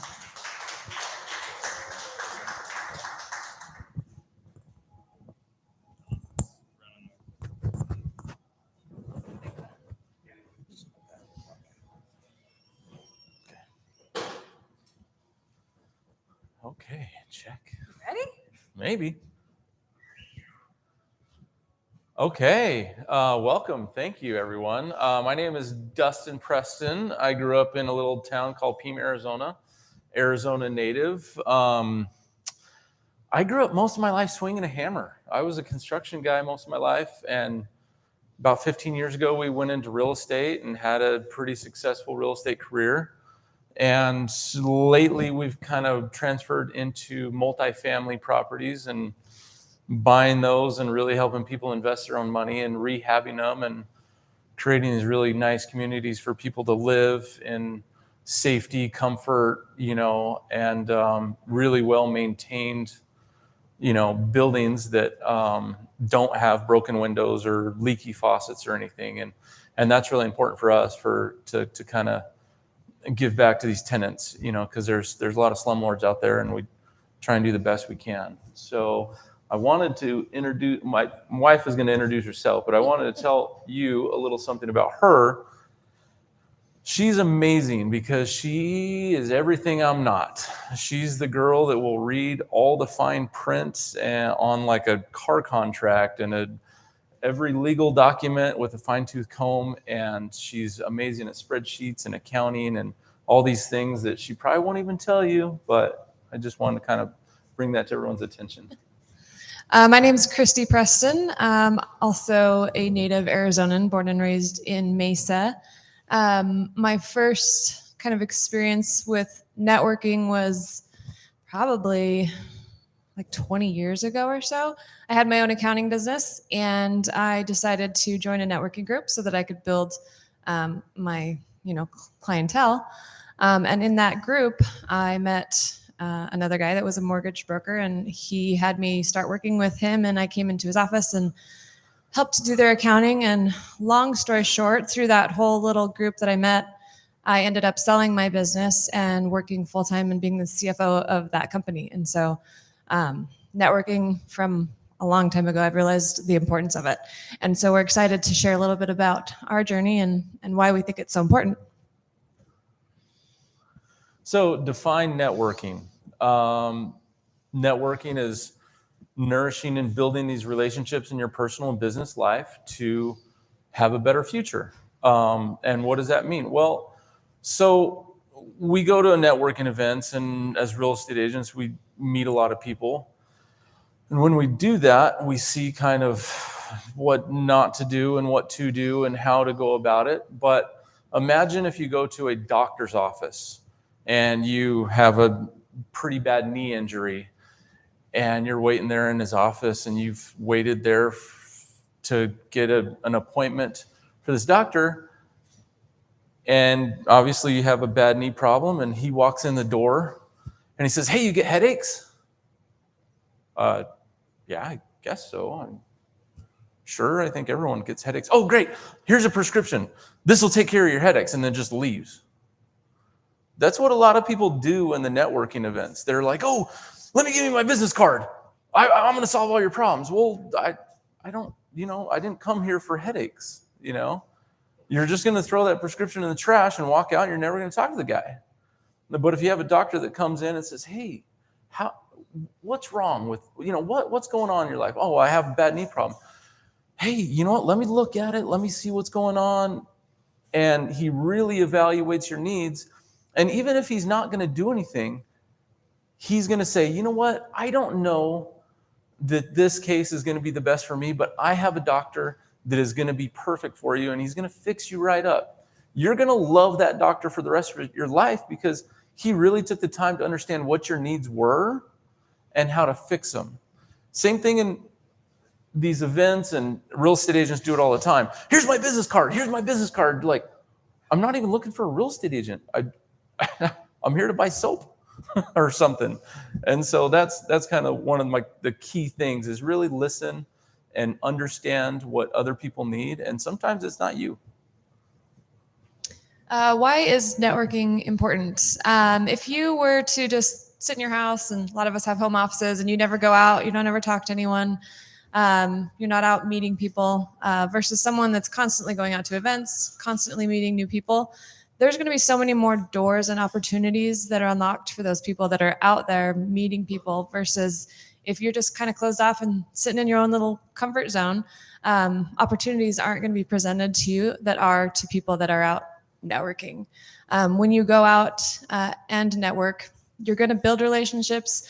You're going to, even if you're networking with industry professionals, you're going to grow your knowledge, you're going to grow your experience. And it's extremely important from my experience. Entrepreneurs who actively engage in networking are twice as likely to grow their businesses compared to those who don't. It's basic math. The more people that you meet, the more potential customers or clients that you're going to get, and the more your business is going to grow. Build your network. You can start now utilizing all the clients in your phone. I mean, I really like the pick up the phone and see how people are doing approach. I'm a very phone call person. But I really do call people all the time and say, "Hey, how are you doing?" When I see all these Facebook, "Oh, happy birthday," I call them on the phone. I say, "You know what? Happy birthday. Are you having a good day?" I'm genuinely interested in what they're doing, why they're doing it. And people are like, "Oh, I'm having a good day. I'm having a bad day." And that's a really good time to kind of get your voice and get your rhythm of speech, because a lot of people don't have it. They stop and they don't understand kind of what they're wanting to say in the future. So I think that's a really good thing, is start now utilizing all the contacts you have. Attend events, an online presence, which I'm terrible at, but people are really good at it. The Instagram, the Facebook, the LinkedIn, those are all great. And then follow up. You always have to, once you get, some information, you meet someone, you want to follow up with them. Hey, put a calendar reminder. "Hey, I met Bob Worsley and I want to talk to him about 3 weeks. Let me send him a text and just say, "Hey, I hope everything is going good. I would really like to go see Zinni Homes. I haven't had time, but I'd love to reconnect when you're available." Acts of service, that has built my real estate career for sure. Anytime I've sold a house, I usually show up with a big truck full of tools, because that was my strong suit. Is I can show up to someone's house and go help them do baseboards, and I can go help them hang curtains and hang blinds and do all the little handyman stuff. But then all of a sudden, all their friends and family are coming over. "Oh, who are you?" "Oh, this is my real estate agent." "Wait a minute, your real estate agent's doing the trim work in your house?" They're like, "Oh, well, yeah, he was a contractor." And and then I have all these contacts that are like, "Well, I want you to be my real estate agent," And so that's been a really good thing, is the acts of service of really going forward and trying to kind of put it out there of, I can't stress enough. The acts of service when you're, networking is always probably my favorite thing to do. And then networking is always ongoing. Always be open for a conversation. Always be open to listening and trying to understand what that person is wanting, because that's always a good thing. Some of the benefits of networking. So I'll give you just one example that kind of has all of these in it. We went to a networking event in February, and I met this awesome lady. Her name's Erin Hudson. And she was like the queen of networking. I would watch her and she would just bounce from table to table and meet everyone. And then she started connecting people, which I thought was amazing. So if person over here needed something that person over here had, she would just put the two together and then walk away, and nothing was in it for her. There was, no gain for her at all. And she is a person that has done countless Zoom calls with us. She just offers her time for nothing. She just literally wants to help people. And I have, we gained a mentor from that one person. At this same event, it was a 3-day. And so we were there with probably 1,000 people. And every night we would all hang out, and it was a multifamily event. And so we all had, that in common. And we gained 10 to 20 new best friends that anytime we have a problem in our business or we're struggling, we can go to any of those people. And we all have the same passion and the same goal, and they're there to kick me in the butt if I need it, and they're there to cheer me on when I need it. So many of them today, they saw us post this, and I can't tell you how they're all like, you guys are going to do so great. We're so proud of you, blah, blah, blah. Just awesome people. Same event, we met our future business partner. Yeah. We were able to meet, he's going to tell the story later, but met a future business partner. So you're going to learn from people, you're going to grow, you're going to find amazing support teams. It's not all about just customers. You're not just going to networking to get customers. No. Networking tools, LinkedIn, networking events, and industrial conference. So this is the one I'm telling about, Jake? Nope. No. Corey. Okay. So LinkedIn. Corey hit us up. We met him at a coffee shop. He's like, hey, when can we Zoom in tomorrow? And so we met him at a coffee shop on Tuesday. This Tuesday? Wednesday. It's Wednesday. Yeah, we met him Wednesday. He actually came to this event yesterday. He was trying to make it. He's actually golfing with some other people, but it's amazing how little social network, LinkedIn post, just responding genuinely, seeing if you can offer anything, if they need, and instant friends, because you're offering your services, you're offering what you can do, and you're genuine about it, So a few networking tips that we have for you is the first and foremost, which I think so many of us have touched on the last 2 days, is just to be genuine and authentic. If you're fake and just trying to see what's in it for you, when you go meet people, people are going to know, and they're not going to want to connect with you. They're going to just move on and talk to someone else. Listen actively, pay attention to people. People like talking about themselves, so ask them questions. Let them talk about themselves. Take lots of mental notes about what it is that they do, what it is that they like, how many kids they have, and then follow up and stay in touch with people after these events. After you meet people, make sure you follow up and add as much value to them as you can. And this is a mindset right here. I can't tell you, go into the conversation with that mindset. What can I add to these people's lives? Not what's in it for me. Not what's in it for me. You're gonna sound terrible. What can I do to benefit every one of you guys in this room? How can I make a connection? Even if there's nothing in it for me, how can I add value? That is a whole mindset that changes the conversation. It changes how your posture. It's gonna change literally everything that comes out of your mouth. And then just my last silly tip is we go to these events and you meet so many people. And if you get phone numbers, I promise you're not going to remember who they are. You're going to leave the event and you're like, oh no, I totally am going to remember her name. you're not going to remember. So what I started doing is I started taking selfies with people, and then when they would send me their number, I would program that picture as their face, as their profile picture on my phone, and then I would text the picture to that person and be like, so great to meet you, had so much fun, and then that way they remember you. You guys have a picture together. Versus like later, you're not going to remember who they are. And if they have a lanyard that has their name on it, that's really important too, because then you get the correct spelling. Yes. Like me, I'm not a very good speller. So one of the big things that I think a lot of us have are challenges with networking. A lot of us are afraid of rejection. We don't think we have time, or you possibly think you're shy and you can't talk to people. With fear of rejection, it's one of those things that you just have to practice. The more you do it, the more comfortable you're going to be. It's just like any sport or musical instrument that you played. You're not going to be good at it the first time. And so practice is going to maybe make perfect. And also, who the hell cares if someone rejects you? You walk away and go talk to someone else. It's not a big deal. Not the end of the world. Move on. Lack of time. First, I would say make time, because it's extremely important. So if you think you don't have time, try and figure out how to make time. And if you really don't have time, there's so many events that are either online that you can do, or you can do networking breakout rooms. And also, networking doesn't have to be formal. Network while life happens. So we've met people out at restaurants. Dustin and I like to go sit at the bar at a restaurant, and that way we have new friends on both sides of us, instead of just sitting at a table and being closed off and talking to each other, which we also like to do when we go on dates.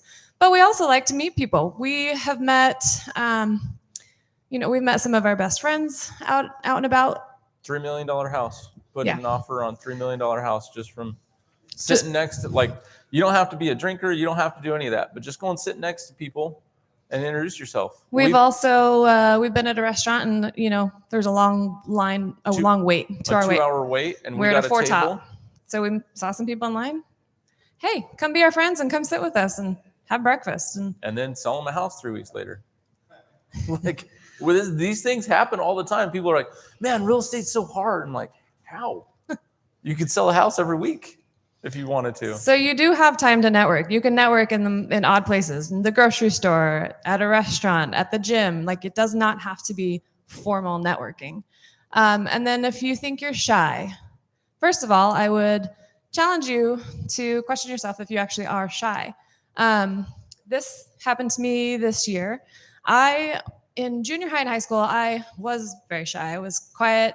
I didn't like to socialize. I liked to just sit back and watch everyone do everything. I didn't really like to be the center of attention at all. And I went to a networking event in February, and I had people coming up to me, and they were like, "You're so confident. You're so this and that." And I was like, "Who would?" They're talking about me? What are you talking about? They're like, "No, you're so awesome. I'm so glad that we got to meet you. This is great." And I'm like, we went to dinner one night, and I literally broke down into tears, and I'm like, I think that I am this shy person that I used to be in high school, and I'm actually not that person anymore.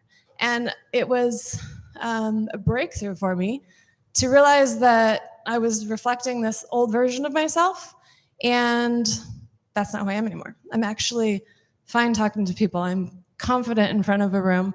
I like socializing with people, and I'm not this shy little quiet person that I used to be back in the day.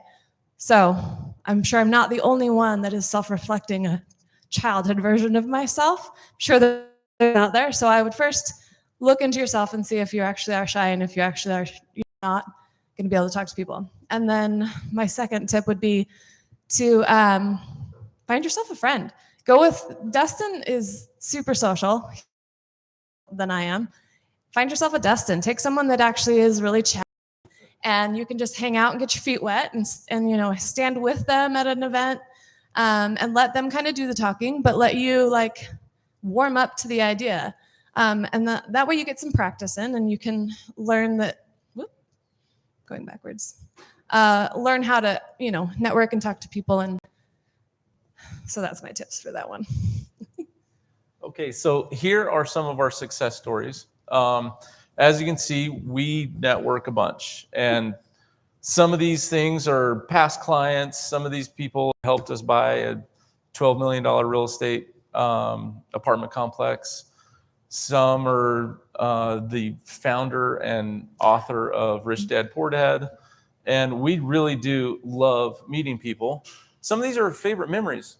We're literally making money while we're having the time of our life. It's been the greatest thing ever, is to network and really genuinely find out how to help people and make money at the same time. I mean, that's what we like to do, and we love doing it. And they're our biggest support. They're our biggest cheerleaders. They're our best business partners we've had. And that's because we've always been open for these conversations. We've always been uplifting, and we've always tried to see how we can add value to other people's lives. And in that, you find some really good people, and you have a lot of fun doing it. So I have a challenge and an ask. So my challenge is start networking.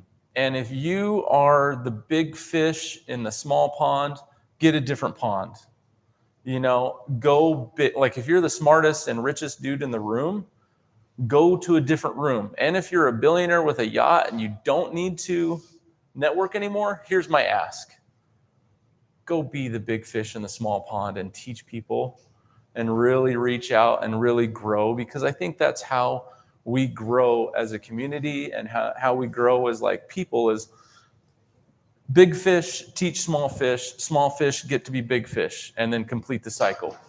And that's a really good ask and a challenge. If you're a small fish, go be in a bigger pond. And if you're a big fish, go teach some little fish how to swim. And we wanted to challenge everyone to commit to going to some sort of networking something a month. Again, it doesn't have to be formal. It doesn't have to be some huge conference. It can be out at a restaurant. It could be at the grocery store. It could be at the gym. Talk to someone new. Make some new friends. I want everyone to try and do at least one something a month. I'm sure you guys have heard this saying before, but your network is your net worth. And it's so true. Who you surround yourself with is super valuable. If you were constantly hanging out with like a room of, let's say, servers. I love going to the restaurant. I like servers, nothing against them, but all you're gonna talk about is like where to go get drunk after work, and like where's the next party, and like it's not gonna better your life if you are hanging out in a room of entrepreneurs and people that are successful in their business. That is going to help you grow. And so your network, or your network is your net worth. I want you to surround yourself with the people that you want to be, and also help everyone around you. Thank you guys for being here. Our last little tip, this QR codes is our contact information, but Blink is an awesome business card, So digital business card. It's an app that you scan a QR code and it'll download your contact information in the other person's phone. Super helpful. You don't have to carry around business cards, and you can personalize it. And sometimes you can actually switch in between. If you just have a personal one and a business one, you can actually give which one you want to give, which is kind of important too. It'll have all your website, your Instagram, all your social media, everything on like one card. But again, thank you guys. We really appreciate it. Appreciate it. And do you have any questions? Questions, anyone? Shoot.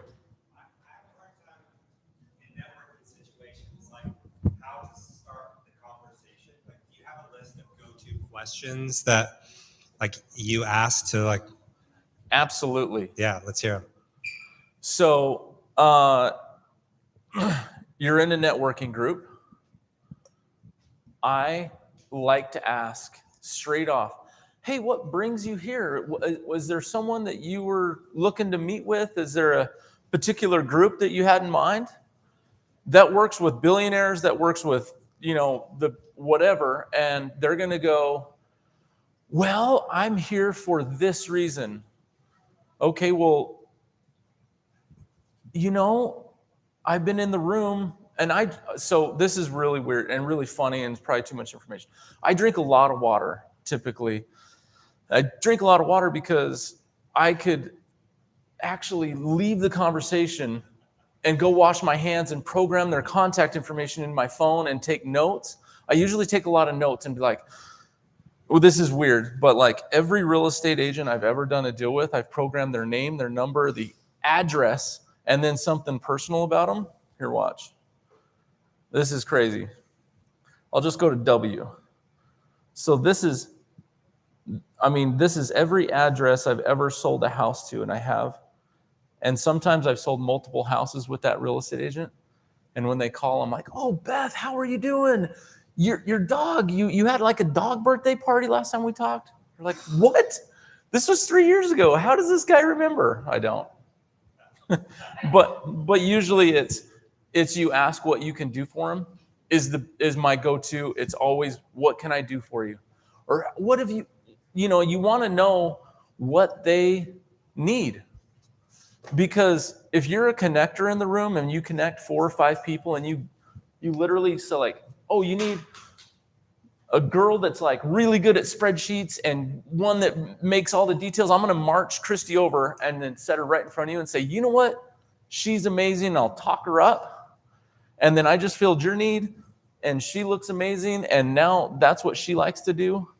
And I connected you guys and I do that 1 or 2 times and you're going to be like, dude, that crazy redhead knows everybody at the party. No, I just try and listen to what, yeah. Let them talk about themselves, listen to what it is that they do.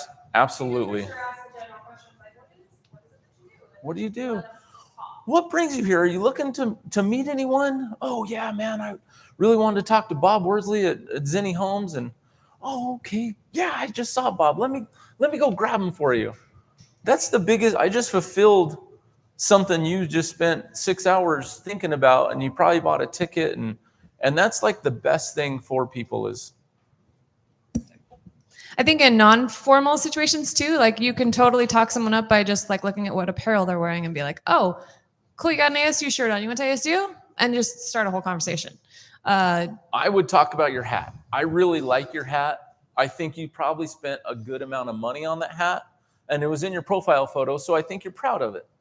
And so I would say, man, that is a fantastic hat. Can you tell me about that hat? And I bet you could talk my ear off for about 10 minutes. But that's what I would do. If I approached you, I'd be like, and then I would be like, well, why'd you come here? Oh, well, I was kind of looking for a media person. Oh, you know what? I know just the person.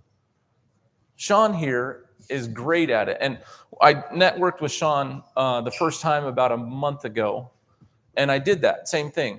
I always talk up because if you're networking together with someone, it's so easy to really talk up the other person, because I can say things about Christy or I can say things about Sean or whoever in the room that they can't say about themselves because it sounds shitty and braggadocious and whatever. No one wants to hear about them saying how good that other, but if I'm like Riley Woods has the best smile. Every time I walk into the Woods family, I look at Riley and I'm like, dude, that guy's gonna make my day just by his big grin and his genuine attitude.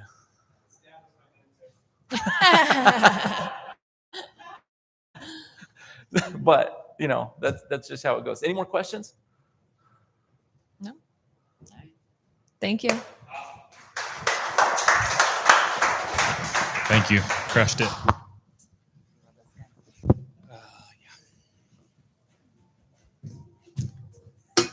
All right, we are gonna end things off with some chill vibes, a fireside conversation. I want to invite everyone that's here to come up on the front row and just come hang out with us so we can get nice and cozy. Gonna chat with Matt Mira and Casey Waters of Strap Photo Club. If you've seen us running around with these disposable cameras, that is the Strap product. It's an amazing disposable camera, but it comes with the development and the digitization of the file. We can sync all the cameras that were here. We'll all get a download link at the end of the conference, and it's rad. They work out of the same office with us and are incredible dudes. So we're gonna chop it up and just have a fireside chat style combo. You guys can kind of pass that, throw this on.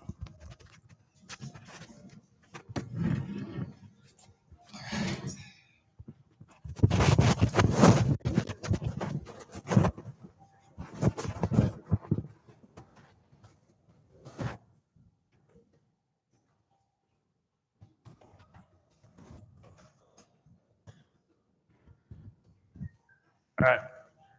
Ready? Ready. Ready to send it off. Year 1, version 1, 1.0 of the Salt Summit. Congrats, by the way. This is really cool. It's been a long time. We've been chatting about this for a while. Oh,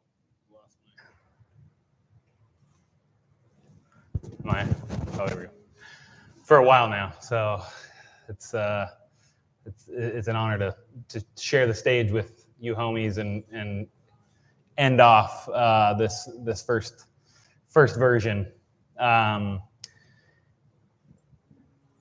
You guys have built a brand, a product in Strap. Let's maybe start off if you guys want to talk about how you guys kind of maybe a little bit of the origin story of how you guys are business partners in Strap, what brought you guys together and compelled you guys to start this consumer product, service product, kind of creative company in Strap. Yeah, sure. So Matt and I met probably like 2018, maybe even sooner.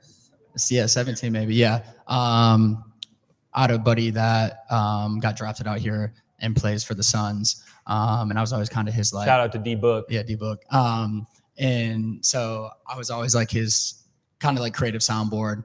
And we were talking about early on, we kind of like knew where he was going to go and saw the writing on the wall. And I was kind of like, let's get on this content game. Let's start filming your behind the scenes and kind of like archive it if we weren't going to do anything about it. So we kind of had our first initial meeting, and then Matt got connected through a life coach for the Suns. When he first got drafted here, it was just his kind of like liaison and showed him around, introduced him to people, opened doors for him. I kind of jack of all trades, whatever he needed. Matt is the guy. And so we met on that first initial meeting when we were ideating content and YouTube and how we're going to navigate that whole scene. And from there, we just clicked. And just, yeah, honestly, he was always the first person I would call with business ideas. I was working on other things. He was working on other things. And yeah, it kind of like our business relationship really started when I was in New York. I used to throw these events called Off the Record, where the issue I saw, I would go to concerts and everyone's on their phone. So I started throwing these no phone concerts in 2019, and where it'd be a phone check instead of a co-check. And Matt was in that space. He was touring with Cascade, the DJ, and kind of like he understood that space, and also just his brains and being a soundboard. So from there, just problem solving, talking on the phone, and stayed close. And then about 2021, spring of 2021. Yeah.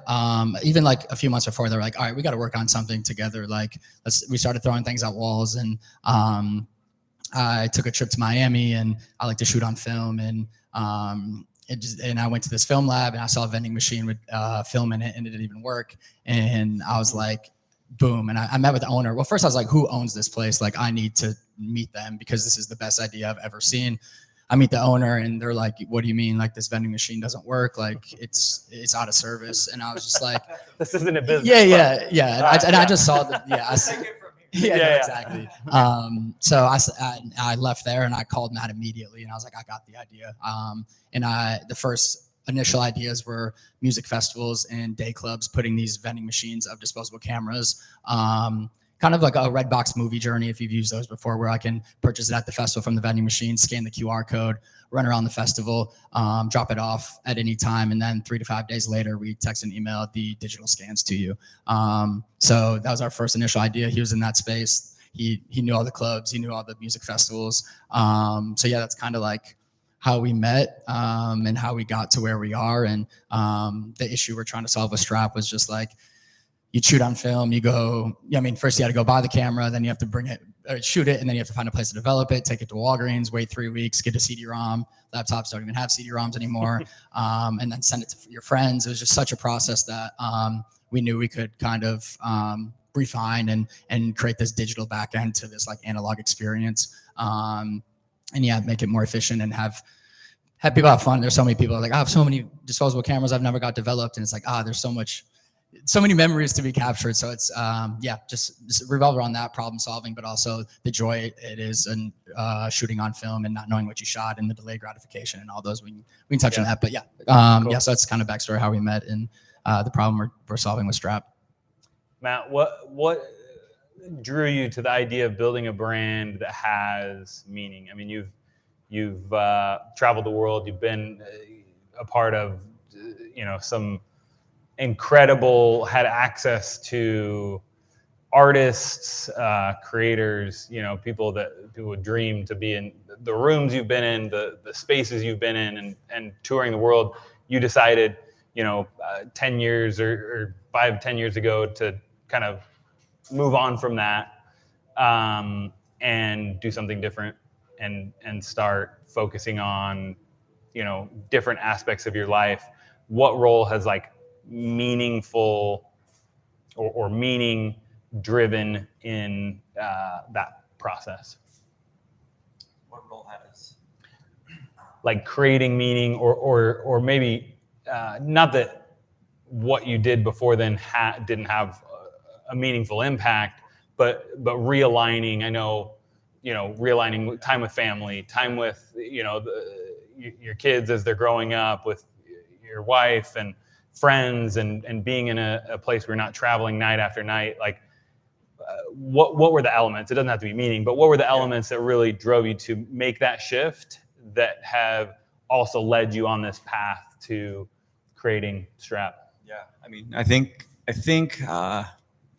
starting with family and starting with traveling, being on the road 200 days a year away from your family, away from your kids and your wife, and just leaving it up to her to hold it down, which it's all she's ever known. So since I've known her, I've been on the road. So when we met, that was her normal, and she wanted to go along for the ride. So she's stuck with me and been through that whole thing with me. And the wear and tear on not only the family, but I mean, it's touring is grueling. It's not an easy job by any means, right? There's a lot that goes into it. It's a lot of work. You're never off. Yeah. And that's probably my worst habit to this day, is I never am off. In case he'll tell you, like, I will respond to I'll respond to him like instantly, and it's not good. It's not a good trait. But when I left, Cascade was my last artist in the music industry. Yeah. So we did New Year's Eve 2019 into 2020, and that was my last show with him. And then COVID happened in March, or somewhere in there. And it was my favorite time of life. I mean, all the travel, all the experiences, all the things that I've been able to see. And my favorite thing that I've ever done was riding my bikes with my wife and kids. That's awesome. Every day. Yeah. Like, we didn't have anything else to do. I mean, it was great. It was my favorite thing. And I've never had a job that's allowed for a routine ever. So starting to build a routine, I saw was something that, man, I've been missing out. This is really cool to be able to wake up at the same time every morning and do the same thing every day. It's, as some people would say, oh, but you get a tour and see the world. It's all great, but plane sleep is not the best sleep, right? Yeah. So especially when you're giants like us. Yeah. So, I always have side projects. Always have. I think I always will. That's how. Well, no, we met in other ways, but really connected over. Yeah, the hat company. Yeah. So, with Strap, I mean, Casey and I we knew something was going to happen. We didn't know what it was or when it was going to happen, but it wasn't something we had to force. It wasn't something that we had to. We didn't meet every week and talk about, well, what can we start? He called, he said, I have the idea. And I'm like, that's the idea. That's it. And we built Strap in a really short period of time. And Casey and I are both kind of perfectionist a little bit, and we had a hard time going to market. Like, well, what about this? And what about this? And finally, we're just like, let's just do it, and we'll fix it as it goes, right? Yeah. So Strap was a no-brainer. One, because we share a passion for film. Two, because we've always wanted to work together. But then three, you bring in Casey's past and me kind of consulting on his project in New York. Casey's always built things. I mean, he's 26, 27. Just a young He's buck. built some amazing products, and I would love for you all to hear about all of them. But they all, in some way, shape, or form, bring people together, or focus on being in the moment, or really, I mean, it's really about moments with all these things that he's done. And that the concept of a backyard party, which who has a backyard in New York, right? Nobody. Yeah. But they had this place that had a backyard that would hold 70-ish people. And that concept of, I'm taking your phone at the door, right? And you're going to go and you're going to enjoy this moment, whether you like it or not. So now the artist who's playing, right? It's a live musician, one of them who's actually getting really big right now. But now you're talking to your friends, and sure, you have that, like watching people like, whoa, where's my phone? You know, it's like that twitch, that phantom vibration. Yeah, like what? Yeah. But that once that wears off, yeah, you get to really experience the artist, and you get to really experience the people you went with. And that's what Strap is, and that's why Strap is so exciting. Like, sure, it's film. We love film. It's and it was built for festivals. You know, essentially kind of that was the first idea. And we love music. We share that in common. But now my number one favorite thing about Strap is I go everywhere with a strap and I don't take my phone out. And that's awesome. I will take a photo of where I've been in rooms with the top of the top, and I will never, ever in my life ask for a selfie with a camera, with a cell phone, or take a picture with a cell phone. I just won't do it. It's not something that.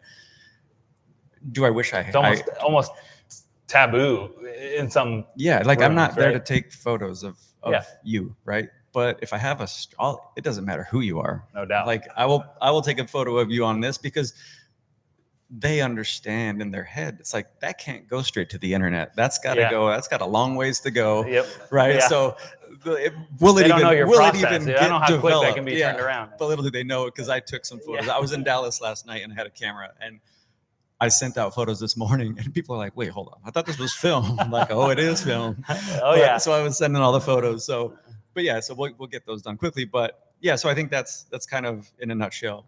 I think I answered your question. Maybe. I love it. No, you for sure.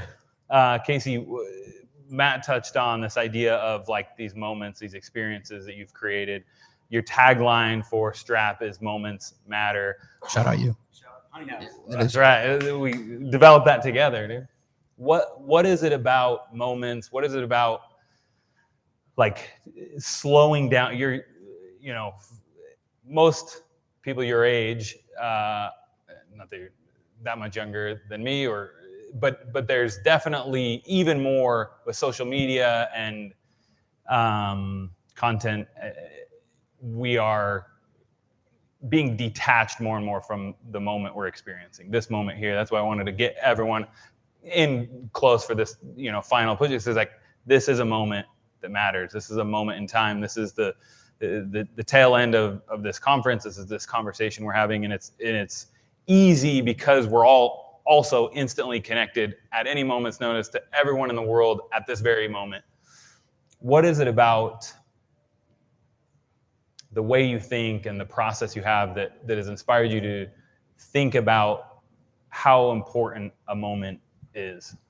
It's a great question. I think from being out of the moment, honestly, like I think being so in my phone, being so distracted, almost caused me to learn about living in the moment and being present and trying to like be mindful of those things. So I guess being hyper aware of like my screen time, and like I'm not even being present with the person I'm at dinner with because I'm on my phone, or, you know what I mean?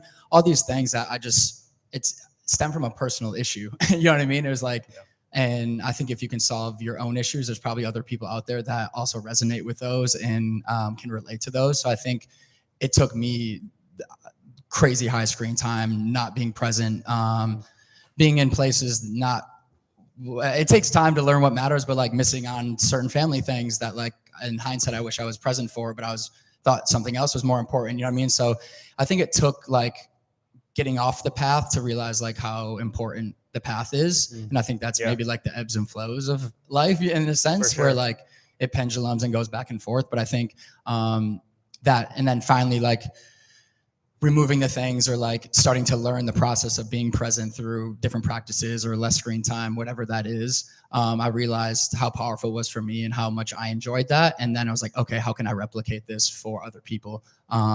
So that was, okay, let's just create a phone-free experience because this has helped me. And it's for me in a sense. Like I want an hour and a half of music with no phone. You know what I mean? Yeah. Like, so there's probably other people out there that also want that. So Totally. I think to answer your question highly, it's like me not being present, me not cherishing the moments that really matter.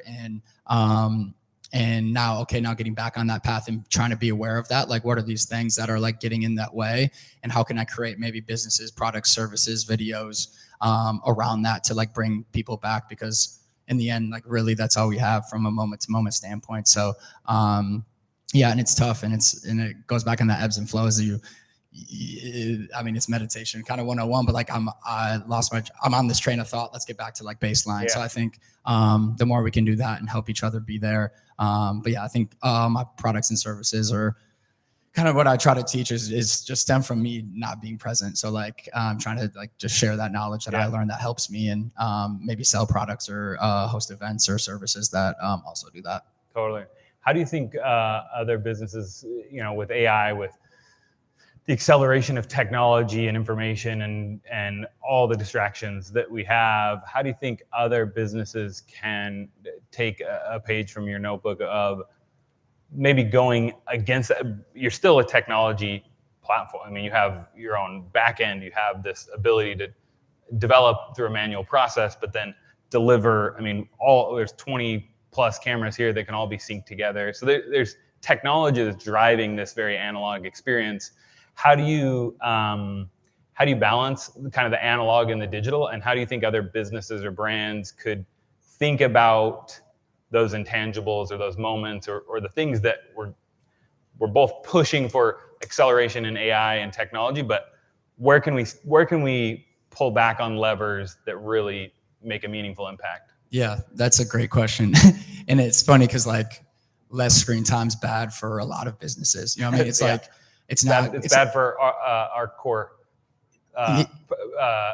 primary value. Literally, almost everyone's, so it's like, in essence, you're almost going backwards and almost against, like, if you want to go the ROI game, like this might have a negative return, but you're getting people that now are more advocates for your brand in a sense. So I think it's hard to walk that balance of like, what can we do as a business that's, allowing people to be more present, but I think it's just tools in like community or like hosting events. But yeah, it's actually very, I don't know yet, it's like, it's a hard thing to tussle with because it's like I said, a lot of businesses are screen time, get you hooked, watch this, consume this, learn more about this. Totally. Where we started posting on our socials on Friday where it's like, hey, we're off. You know what I mean? We're not responding to DMs. We're not responding to emails for the weekend. And like, that's something that business I guess. That's small, right? Yeah. I'm telling you, you're following me for a reason. This is what we're doing, and you should join us. Yeah. Right? And you get to decide.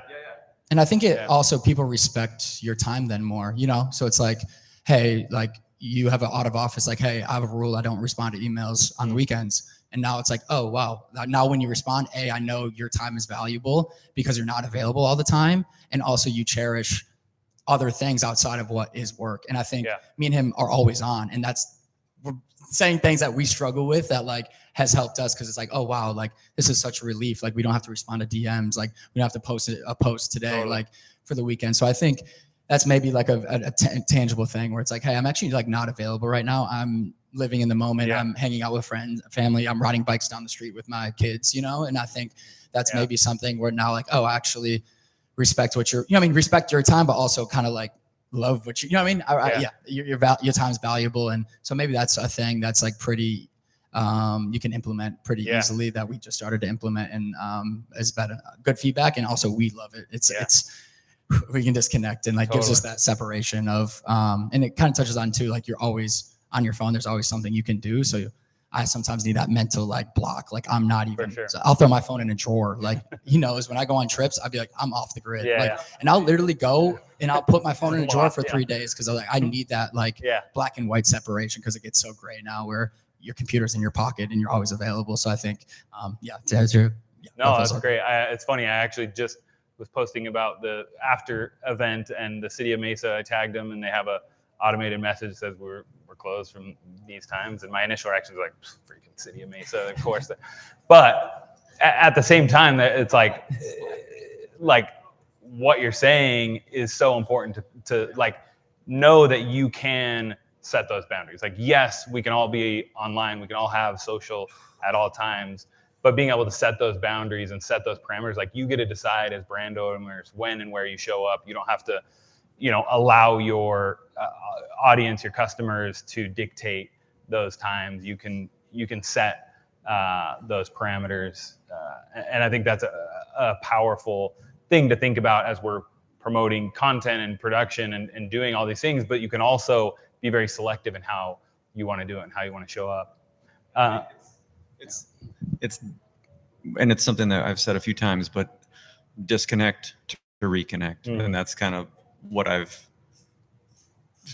coined what Casey does, because when he goes on trips, I don't hear from him, and that's okay, because I know that. I know why. I know the why. I know what he's doing and why he's doing it, and it's okay. Like if something's urgent, I can get a hold of him if I really needed to.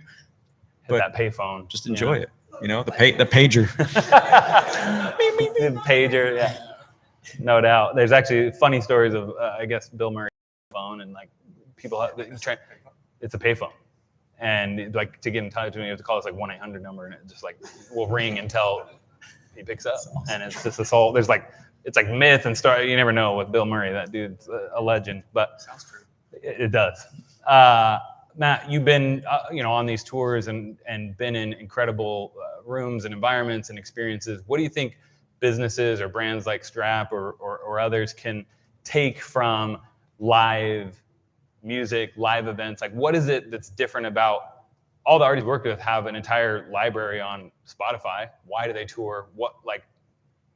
I can go listen to any Cascade track right now. What is it about the experience that's created in a live event, or what are the best shows or best events that you've been a part of? What is it about that experience that set it apart?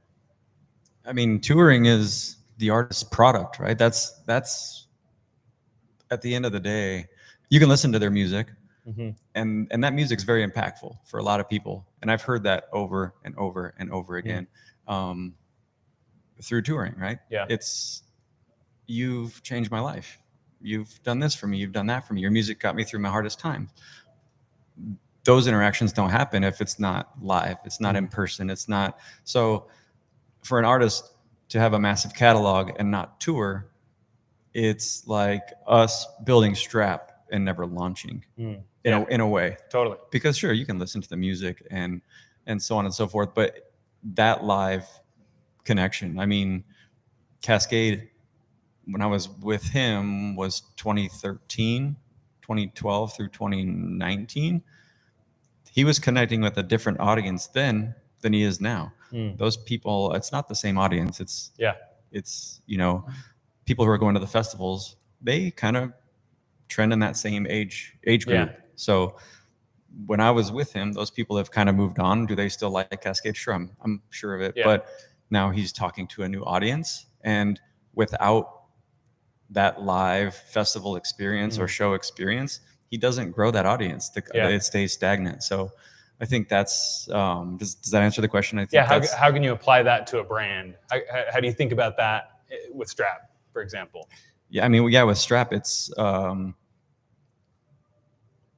taking take our product to your live experience, whatever that is, whether it is concerts are ideal, because those are the moments. I mean, you're paying, Drake was just $800 to $1,000 a ticket. If you're paying that much money, stay off your phone and really enjoy what you're doing there. Like, totally. Like, by all means, you know, like, film it. But how often do you watch that video back? Do you ever? Yeah. I mean, when you take a photo with friends and you have to take it 50 times, and how often do you actually go through all those photos? You find the best one, you post it, and then you forget about those, and it just live in your camera roll forever. Yeah. Strap breaks that habit. It's like, we're going to take a photo. If we get it, we get it. We don't know, but we're going to move on to the next, and we're going to take more of these photos. And it, to this day, I just got that link back. I landed and ran to the office, dropped the camera. Casey he was already developing. Yeah. And I was like, send us, if you get it to me today, great. Yeah. And I'm changing and whatever, and I get the link. And every time I get that link, it's best. Christmas Day. It is. Because you just want to see it. I mean, it was last night, and I know I can name all the photos. Totally. But I mean, our family went to Michigan this summer on vacation, and we took 10 cameras, and you know, over an extended period of time, you don't remember what's on those cameras. But first thing, landed, dropped off the family, went to the office and turned on the machines and just started developing. And I called my wife halfway through and just like, these are the best memories. Like, so good. It's really special. So I think that's, you know, Strap, and whatever it is, if it's live music, if it's any kind of event, I think Strap applies. You know, try it. Not because I'm trying to sell you on something, but try it. Whether it's a disposable or not, just leave your phone in the car and see how that experience is different, you know? And listen, I don't know if I may never answer your questions, Sean, ever. You're doing great, dude. You're killing it. But I think I mean, do you have a good explanation? I don't know if it's an explanation, but like I'm super bullish on in-person events. I think COVID switched a lot, and everyone's so isolated. And I think there's a very bad phone epidemic, but I also think it's a very bad isolation epidemic. Yeah. And I think the people that can bring back in-person community are going to win, because people want belonging. People want a way to meet new people. My age, and I'm not that much younger, but like in younger, like they don't even know how to meet people physically and like have conversations. So like, I'm really bullish on the people that can build that in-person community, if that is your storefront or hosting events at places like these and meeting other people. I think my generation and younger, I think COVID changed a lot. And I think to answer your question, like music and bringing people together, like I think people get that like ecstasy and that high because there's so many people listening to the same thing at the same time, and you feel that connection that should be more prevalent, and you should get that way more. But I think that's a draw. What brings me to music, and he loves music too, but it's that community that it brings over this like enjoyed interest, common interest. And I think the people that can like figure out those interests and then formulate the events and bring those people that have like-minded interests together are going to win from in a brand or like a business standpoint. Yeah. I just pictured Will jumping up and down at the Killers. Yeah, it is. No doubt.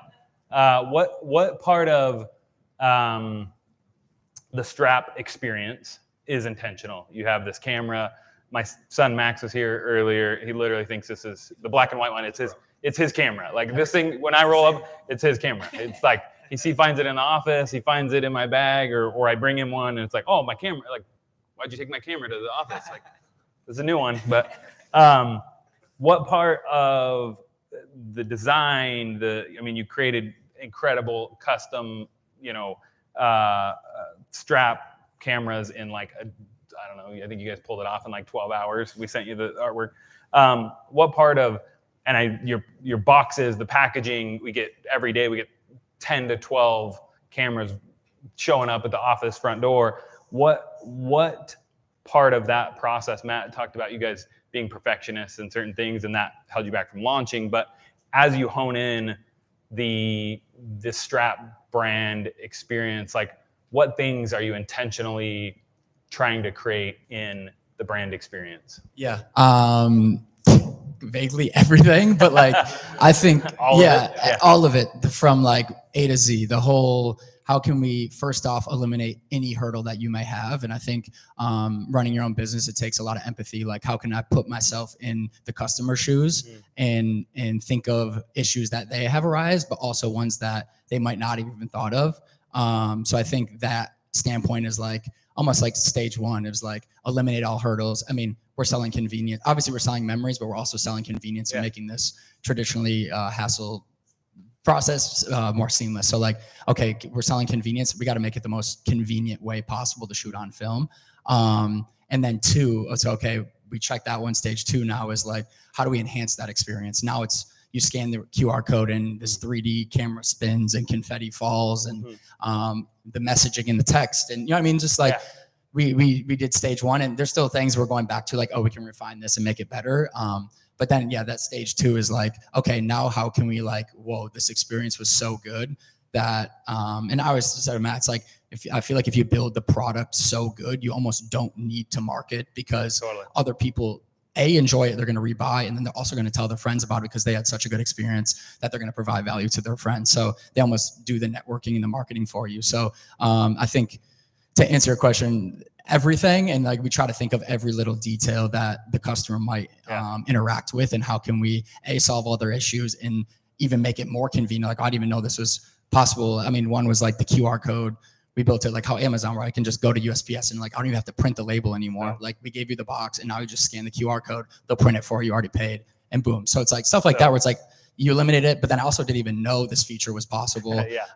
So then how can you go above and beyond to like create that elevated experience? So everything, everything, empathy and be in your customer's shoes and try to solve all the issues that they can. Love that. One thing I will say is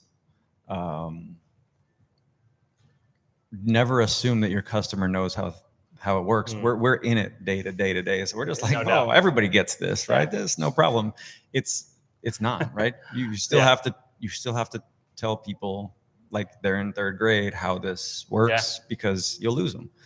You know, it's like, why would I buy a $55 camera? Yeah. Does it, what else happens, right? Is it magical? What happens? So you have to always, I think, that's something that brands can look at and really just, are you telling the full story, or do you just think you're telling the full story? So I think it's like looking at your brand from the outside in and just making sure that you are clear and at those things, because I do feel like, you know, we assumed for a long time that just people knew how it worked. Yeah, you scan the QR code and you do this. It's so easy. If there's a QR code, you're gonna scan it. Right? So I think that's something, that's one point. And, you know, everything's improved from day one. We started off with a product. It was good. It worked. And that was what we were after. And then it was just more development. How can we make it better? How can we make it prettier? How do we make it? I mean, our emails were terrible at one point. I mean, it was like, you know, when you register yourself, you get an email, hey, you're registered, and they were just so bad and they didn't look good. So that was another step. So it's just a constant. I mean, our boxes, you know, they're beautiful. There's a few things that we need to change. It's one thing after another, and then you just go back to the front and start over again. No doubt. Yeah, I think. Good. Yeah.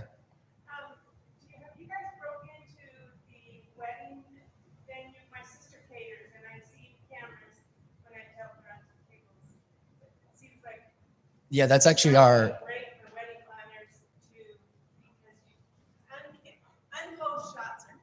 Yeah, that's actually our number one market. I guess we didn't talk about the progression, but we started with the vending machines at music festivals, and quickly people were like, weddings. Like, and I don't know if we were naive. I guess I didn't go to many weddings. I'm not married. Yeah, I don't know. So like, I didn't know the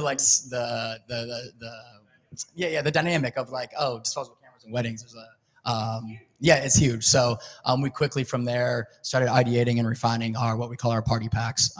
That's the boxes you see out there, but solving the issue of like, where can I buy in bulk? Where do I get these developed?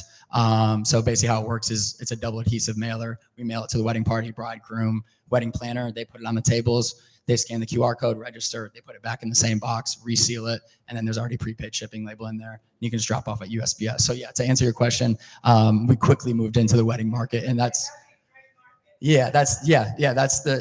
honestly our main. It works in a lot of other places, but having a small team and limited resources, it's like, okay, all these are sticky, but like, what's the stickiest? And that's just like, stay laser focused there. And we're dabbling in some other things now, but yeah, we focus a lot of time on building that party packs with just weddings in mind. But yeah, I guess what I was gonna say too is like, we like to think of like this flywheel effect of like ideation, execution, and then iteration kind of. And it's like, you can't make hits if you don't take swings. So like our emails were terrible, but like just put it out there. And now it's like, okay, how can we we ideated it, we executed it. Now how do we iterate? And it's like this flywheel effect that's helped us from like answering your question of like what's intentional too, where it's like, okay, let's ship it fast because we're perfectionists, but then you also might spend a lot of time building a product or service or feature that like your customers actually don't really want. So it's like, okay, what's maybe like the MVP that we can like ship in the quickest, cheapest way possible to receive feedback and having that empathy in ear to your customers of like, okay, what do they actually want out of this? What are they saying? What's the feedback? Let's wrap things up with someone who's just starting, or maybe they're rebranding or trying to launch a new product. How can they think about creating a meaningful experience as part of their brand, business, company? I guess, what issue are you trying to solve, and how can you broadcast that in the best way? Because I feel like we solve the issue of like inconvenient film, and that's really at the core. We make it more convenient, but then like we're selling it as like these are memories and like live off your phone. So I think it's like, okay, what's your core?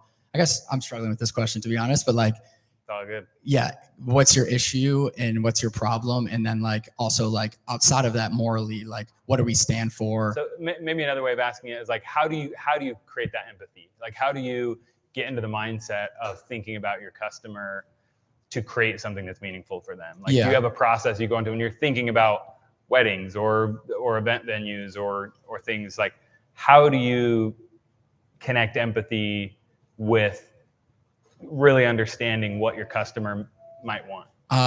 Talk to them.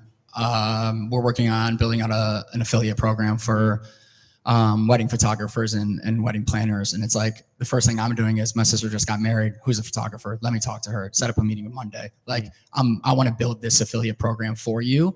I don't know. I've never done it before. You know what I mean? It's kind of like, you tell me what you want out of it. Totally. What would make you happy? And then let's go build that thing for you.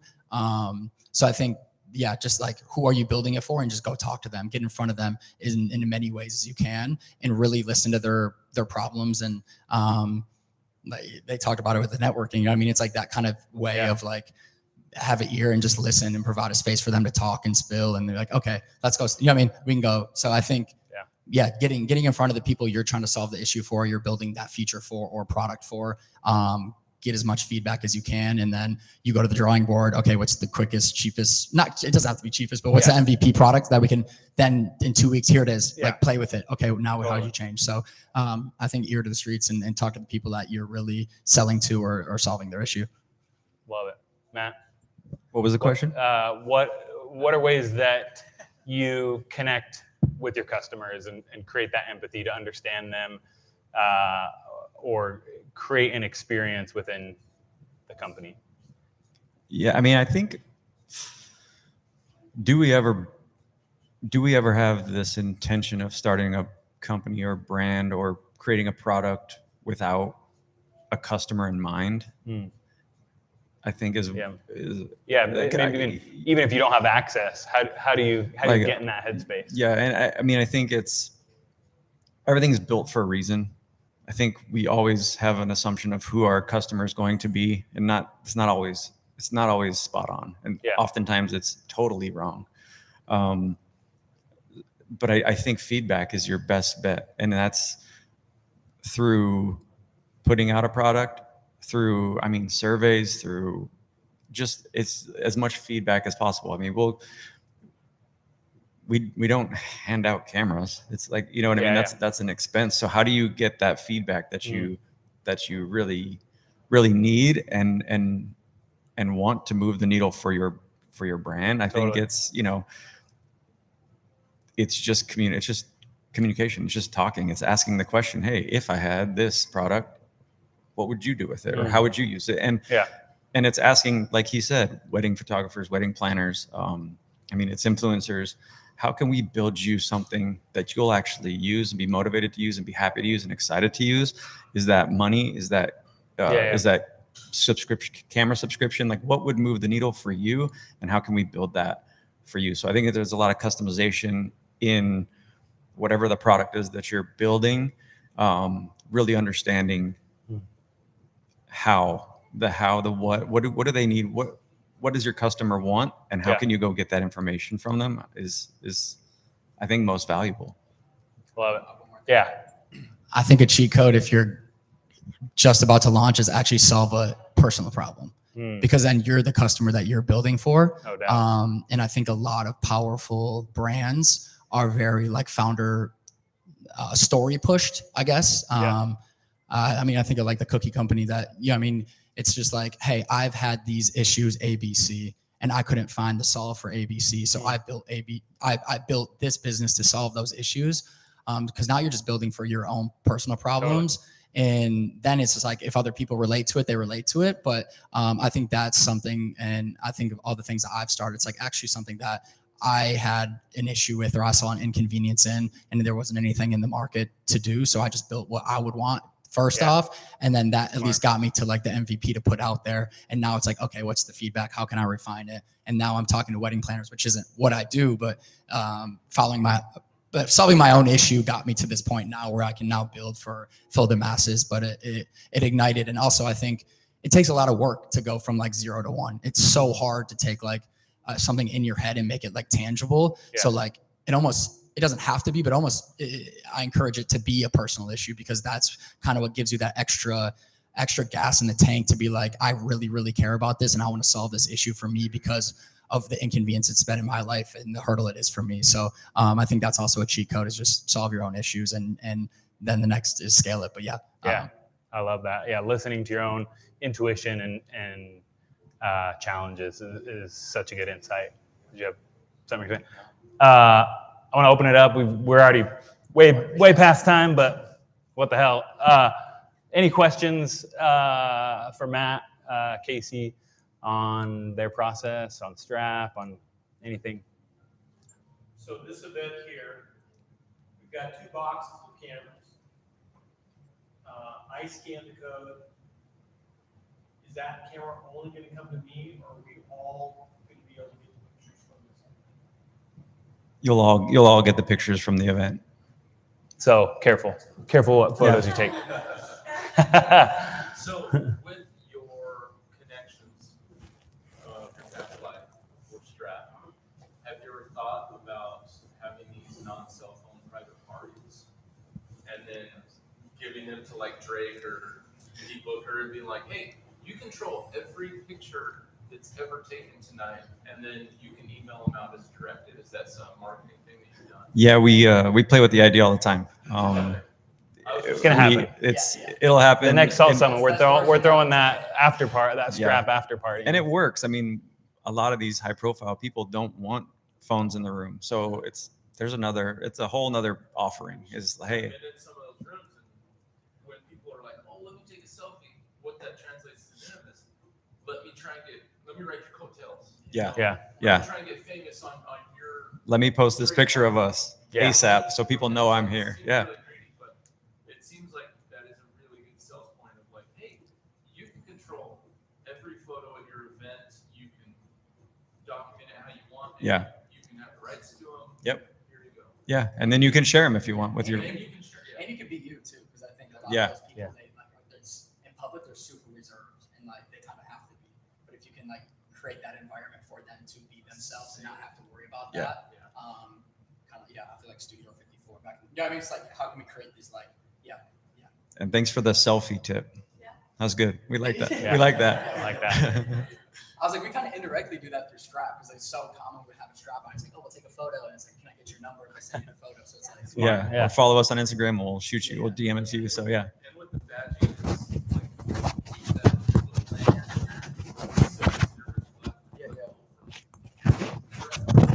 Yeah. Question about, I want to be a regular user. I just need a subscription. If I get 3 of these a month, just all black. I can shoot them when I want. I can ship them back every month. I'll get another 3. Like that's how I would use it. Yeah. Is that around something that you? Yeah. Subscriptions are available. They're available. Definitely. Just go to your site. Yeah. Strap Photo Club. yeah, if they work 5 minutes ago, they are now. Yeah. And you can get that insider custom all black. Great. Yeah. use code Sean. You're good. Can I just ask what's the timeline? I mean, 2020, right? You guys 2021. We're coming up on 2 years in like a week or Yeah. 2 weeks. We're almost hitting 2 years. Product hit when you launched. September of 21 is when we launched. Yeah, We I probably think started talking about it in March of March 21. or April, yeah, late March, early April of 2021. So it was like, what is that, 6 months, I think. Luckily, I've built some things in the past that fly, you know, but I kind of use it. We had a podcast, it'll probably come out shortly, but I like to talk about like almost like building a transformer. Like through my past business ventures, I learned how to build this leg very well and this hand. And now it's like, and I think any venture moving forward, it's like I've actually learned how to ride the bike already. The bike just is styled a little bit different and goes a little bit different places, or solves a little bit different issues. So we were able to just like go, and we try to make it, and he touched on it, we try to make it like stop being perfectionists. Like, let's just get it out in the world and get feedback and iterate. And I think it was tough for both of us. We did a festival called Gold Rush here in Phoenix. It was in Chandler at the time. We launched there and it was awesome. I mean, and part of it was like, let's get this thing out there before somebody else is doing it. You know, like we don't know who's thinking what or who's building what. So we were just really excited to get it out there. And it was, we learned a lot from that first event. Yeah.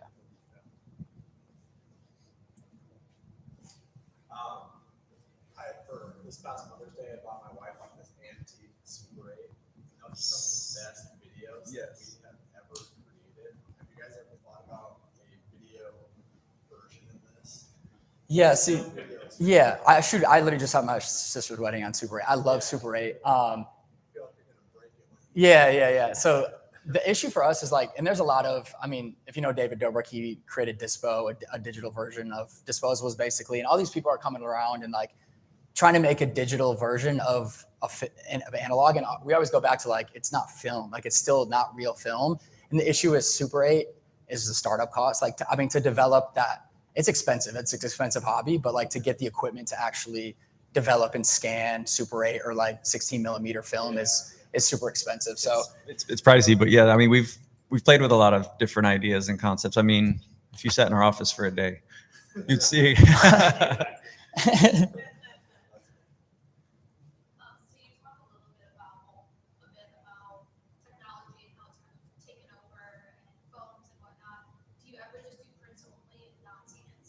So it's funny, we don't even do prints, which is kind of our. So me being the old guy in the beginning, I said we have to launch with prints. So we did. We had the ability to pick and choose your photos and go get those printed. I think our first 1,000 cameras sold, we had 0 orders for prints, so we just kind of turned it off. However, yeah, we'll have that very soon. I think what the difference was the party packs and the weddings and a lot of the bride and grooms actually wanting to fit. And people ask, and it just, like I said, I touched on it too, having limited resources and like, where should we invest our money? That was on the list, but we had to move some things above that to get to the point we are now. We're like, okay, now we can actually go invest in that, in the machinery to actually print. So, and I love the physical. I'm excited to bring it back, and I'm excited for the bride and grooms and whoever orders to actually get the physical like print. I actually had a idea. Sorry about that idea. I had a wild idea. I texted him the other weekend, but it's like almost bringing like Instagram, like almost you follow people. The idea is you follow people and you subscribe, but then like your camera that month subscription, your photo prints would go to your family or whoever subscribed to your subscription. So they would pay $3.99 a month per follow. And now, like, instead of following on a digital screen, all your 27 prints go to your parents, your siblings, yeah, as a postcard, basically. So yeah, so it's almost like you follow people, but it's actually like physical photos. But yeah, I think that's a huge part, and we're excited to roll that out shortly. So it's not so much about your company, but just with your experience of who you've been around and whatnot. I'm trying to build a sales team, and it's a lot of college-age students, and it's very fan-based, right? It's post your cloud, it's build up this stuff. So taking that selfie with ebook or this or that, it's like, wow, look at that. I come to these meetings, I meet fantastic people. I'm horrible at taking pictures, and that's one thing I say I need to do better at. But then I come here and I'm like, no, actually I don't. What is your recommendation for somebody in my shoes of like trying to build that Instagram, get that following for people who like that type of stuff, but yet that's not really my natural, and that's not what those guys want either. What are you building it for? What's the concept? I do summer sales, and so I just want to create content on Instagram that will get followers with the college age. I don't really. And you want that content? My brand. Yeah. That content will in turn make people want to work for the company. Is that kind of the goal? Yeah, work on my team to go and sell. Yeah. I'm going to be honest with you, and this is not a sales pitch, but carrying around a strap camera, like I said, I'll pull that camera out in front of anybody because they know it's not going instantly to the internet. So there could be something there where I always feel very awkward pulling out my phone to take pictures of anybody. It's like even my kids don't like it when I have my phone pointed at them. So the strap camera is a good entry point to, one, meet that person. Like, hey, I have this photo. I'd love to share it with you. Scan the QR code and it'll share with you. Or, let me get your contact information, or follow me on Instagram and I'll DM it to you when it gets developed. Because now they're going to look forward to it. They're going to say, wait, has he sent it? Has he sent it? Has he sent it? We get emails all the time. Are my photos done? When are my photos done? Did you get my camera? I'm nervous. Did it get lost in the mail? Right? Because people are excited to see these photos. I think there's something there. I mean, film is such a popular thing right now. The look and the feel of it is very different. Looks like a filter, not a filter. It's just what film is. So maybe there's something there that can entice those college age kids who want this product, right? They want film photography. They want the look of it. So maybe some posts can look like that. And that can be the photo that you're taking of the selfie with whoever, or the picture with whoever. And it can, you hand someone the camera and say, take our photo and post that, right? Like, I don't know. That's just an idea. Casey probably has some more ideas there, but I guess I have more questions. Like, what's your end? So your end goal is to get college students to work for you by posting with influential people on Instagram, correct? Am I hearing this correctly? Yeah, that's one of the ways. There's several ways I'm going to reach out to these students, but one of the most impactful ways is everybody's on their phone and always on Instagram. Yeah. Tap into that market. Yeah. And I feel like the successes I've seen is by people posting things that they like, and so they love sports. Yeah. I posted a picture of Devin Booker. They're like, look at this guy. This guy bought it over there with him. Yeah.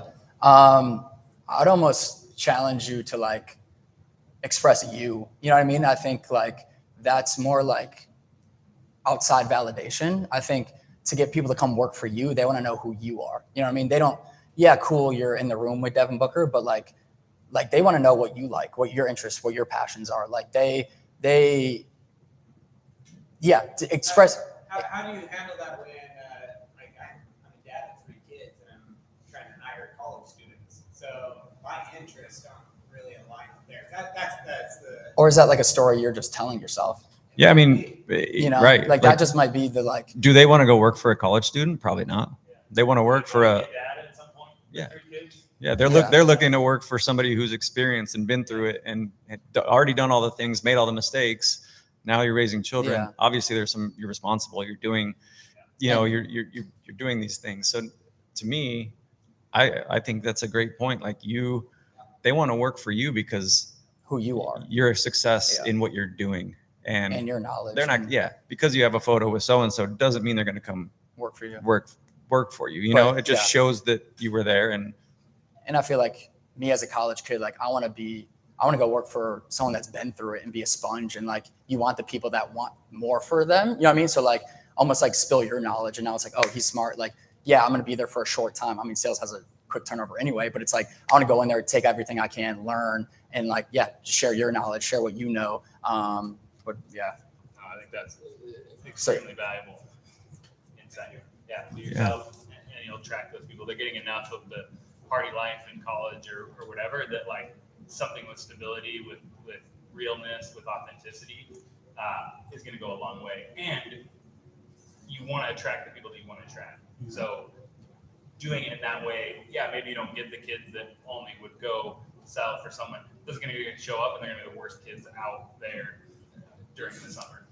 That you're going to be partying every night, you're going to be babysitting. So, you think about the ripple effect of what you're putting out versus who you're trying to attract. And then how do you innovate? How do you do something different than what every other summer sales people are doing? How do you make it fun? How do you gamify it? How do you know what I mean? I think there's a lot of things to look at there. I mean, we get these salespeople at our door all the time. It's what can you do differently and really like start trends that nobody else is doing that's going to make these kids want to come and work for you, Yeah.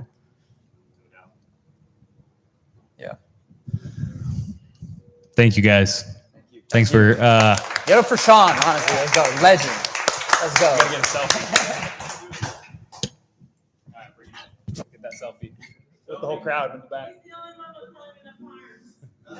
Yeah, let's go. Thank you, guys.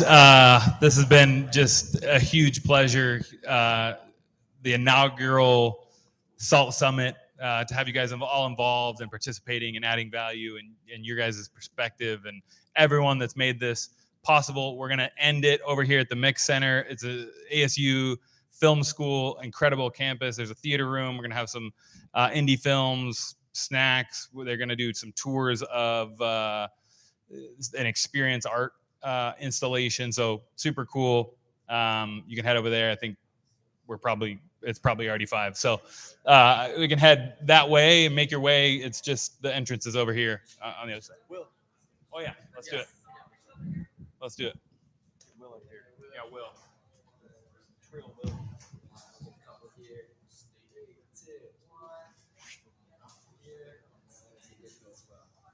All right, everyone get up here. Hey, will you change this to the opening slide?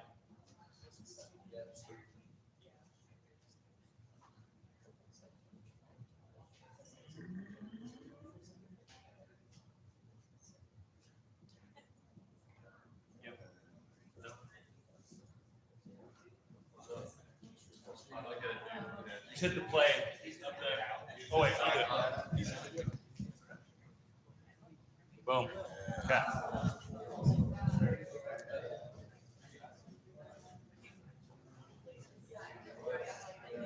Let's get the rest of the let's get a group photo. Everyone roll up here. Let's do this. Whole crew. Thank you. Yeah, no, it's Matt, good. by the way. Christy. Yeah, dude. Get in here, bro.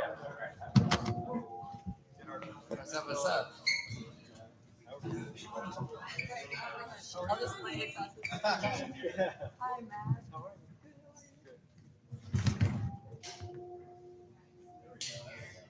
Yeah. Dad, get up here.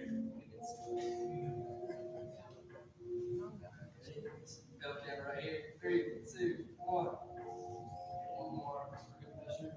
Historical. That's right. Okay. 3, 2, 1. Woo! One more right here. Now it's good. Awesome. Thank you. We did it, guys. So they're gonna kick off that tour right now. You go check it out. Honestly, that building is amazing. Like if Warner Brothers wanted to come out and make a film here, they could in this building. So go check it out. It's pretty cool.